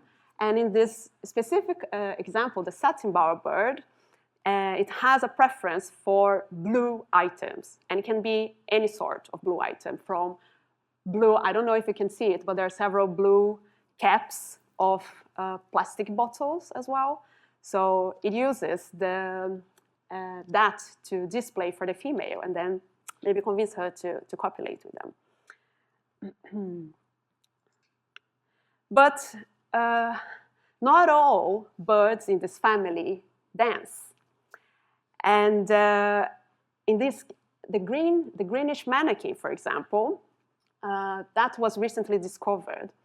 So in this species, the two birds, they are very similar, the male and the female. So there's not sexual dimorphism as we see in the other birds who dance. Not only that, but they found, Renata Durães, she found that the bird is highly territorial, but it does not dance. It does not perform any sort of what we call a lacking behavior and does not engage in cooperative displays. So this is an interesting case of, okay, so why in these birds, in this bird in particular, the ornaments were not, did not evolve, right? And another case, which is kind of deviates from the rule, from the norm in the family, is the helmeted mannequin, this species here below. So for a long time, researchers thought that this was the sole case of monogamy in the family and that the bird also did not perform any courtship displays. But there were many parts of the natural history of the bird that still have many gaps. So I decided to chase and study this bird for 4 years for my PhD and try to really understand what was going on in this species. So what we found is that the females are the sole responsible for parental care. So this is a characteristic, common characteristic in the other birds in the family. So kind of pointing to a polygamous mating system, right? However, it does dance. We found that it does dance, but it's not as flashy and as extravagant as the other species. And another thing is that it displays solitarily.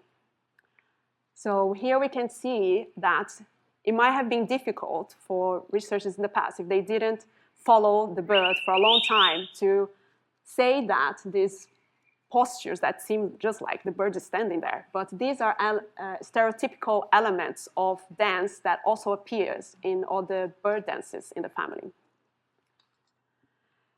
But something confused us. Okay, so these two factors pointed for the bird being polygamous, lacking bird as the other birds in the family. But something confused us, and we wanted to investigate territoriality.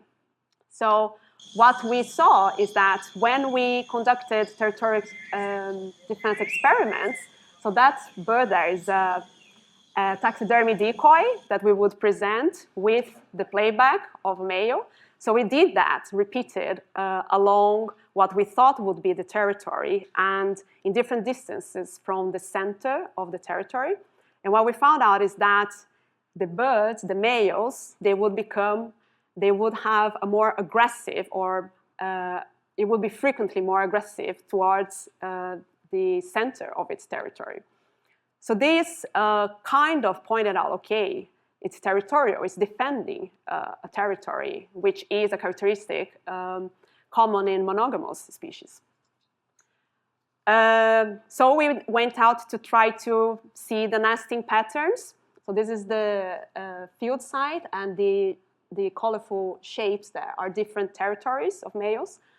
And what you can see is that, although of course in this section we couldn't study the territories of those males, but there is a pattern of finding active nests, which are the red circles, inside or very close to these territories.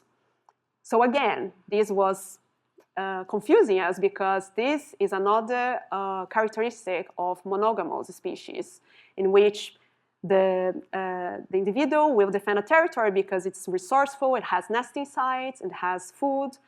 So this was a bit mind-blowing. And what we came up with is that maybe we cannot categorize the mating system of this bird in a fixed category. So what we propose is that it might be in a continuum, in a gradient between resource defense polygyny, which has some features with monogamous systems, has some characteristics, and polygamous, like strictly polygamous mating systems, such as an exploded leg, as it is found in all those other birds that I showed you initially. Okay, so here is a bit of also really interesting data that we got. And this is a spoiler because it hasn't been published yet. So you're being very privileged to get access to this. But basically what we found is that not only males copulate with multiple females, but females engage with multiple copulations as well. So the nests here, you can see the white arrows. They represent clutches that belong to two different males. And the black arrows, they indicate clutches that belong to just one male and the respective territory. So we found this really high rate of multiple paternity in our data. And, well, this is not something completely unusual for this family. There are other species that also have multiple paternity, but the rate is much smaller. It's around 5–7% of multiple paternity. So this was also quite striking to find out in this species. And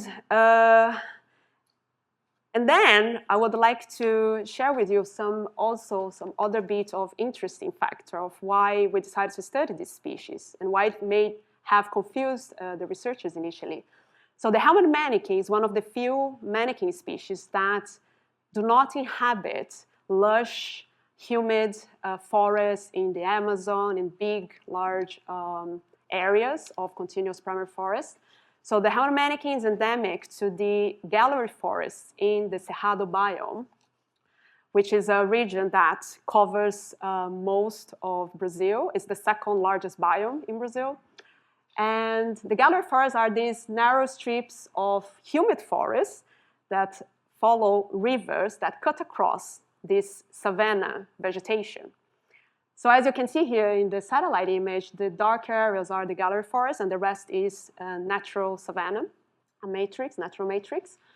And what we hypothesize is that maybe the restriction in space and available habitat might have caused, particularly the males, to be more aggressive towards each other. And then maybe this caused them to lose the cooperative display that we find in the other species. So, this, I don't know if it relates to you as well, but when I see the satellite image of Cerrado, I'm like, wow, it's kind of striking because it seems like sometimes as some satellite images of some bits of the Amazon forest that are now deforested or in other biomes as well. So I wondered a lot on how habitat fragmentation, for example, may have an impact, not only, of course, in the survival species, but on long-lasting evolutionary factors such as the evolution of all these behaviors and changing that. So manakins, they beautifully encapsulate all this incredible, or how far sexual selection can go and how far it pushes the evolution of extreme ornaments, of structures, of behaviors, and all these amazing things that birds can do. And but there's still so much to understand, to research, and to know about these birds, particularly on the understudied birds, such as the greenish manakin that we just found out, all these things that I told you about, and the helmet manakin, these birds that are a bit of an exception to the rule. And with that, I'd like to give a special thanks to Arnon, David, Dusan, Dr. Lilia Manica, Lucas Morgado, Lucas Nino, Rodrigo Conti, who all agreed to share their amazing footage with me and to share with you today. And special thanks as well, of course, to the Neotropical Birding and Conservation for the invitation to be speaking with you on their behalf, and the Natural History Museum and the British Ornithologists Club. Thank you very much.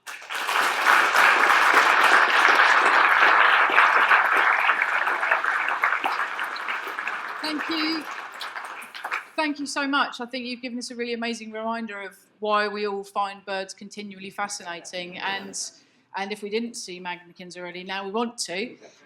So yes, please do yourself a favor, go see live. So we've got time, I think, for kind of like maybe one, possibly two questions if they're really quick. So if there's any hands, now's your moment. One right in the middle.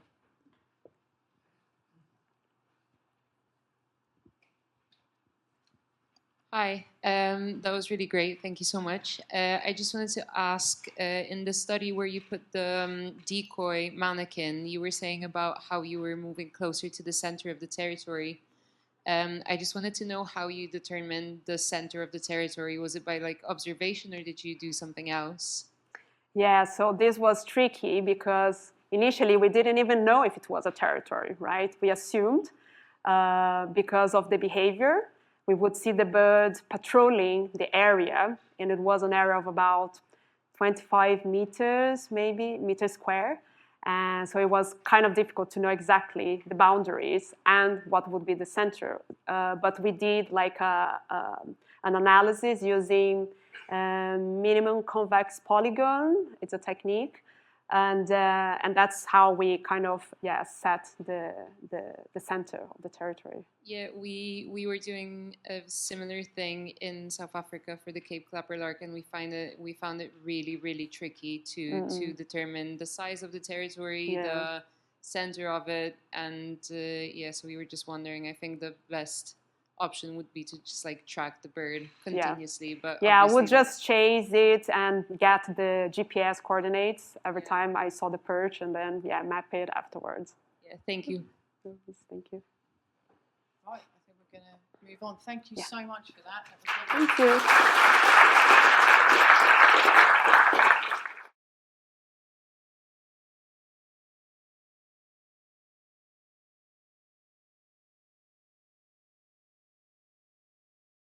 Hello, I'm Chris Story.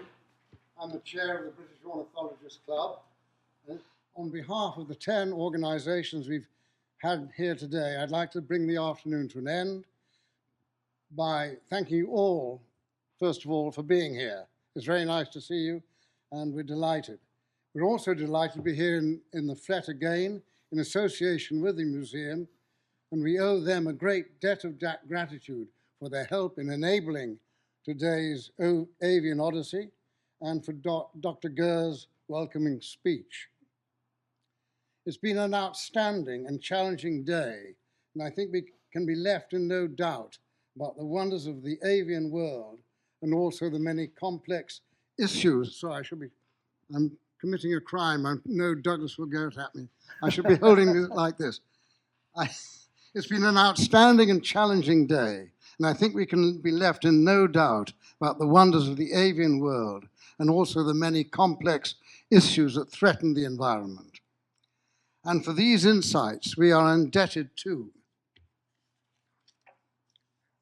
turn the page, Becky Spate, CEO of the Royal Society for Protection of Birds, Dr. Alec Bond, Natural History Museum, Dr. Hugh Hanmer, British Trust for Ornithology, Dr. Fang Hua, Oriental Bird Club, Dr. Talutu Tendi, African Bird Club, Tuhatal, Ornithological Society of the Middle East, Dr. Stuart Butchard, World BirdLife International, Dr. Leah Kajiki, Neotropical Birding and Conservation, and lastly, Giles Badger of the BBC Natural History Unit. The aim of this meeting was to provide a unique opportunity to engage the widest possible audience with frontline stories from global leaders in bird research, conservation, and wildlife broadcasting. All our speakers are leading the fight to build a world where nature doesn't have to just survive, but it's to thrive. We feel it is critical to hear voices from all levels and corners, those leading organizations and those leading projects on the ground.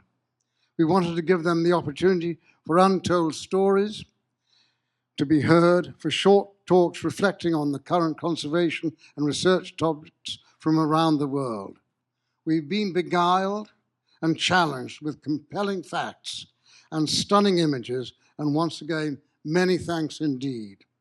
Finally, a personal thanks to Sophie Dunmore and Katie Payne, the NHM Special Events Team and the NHM Bird Group, without whom none of this could have happened.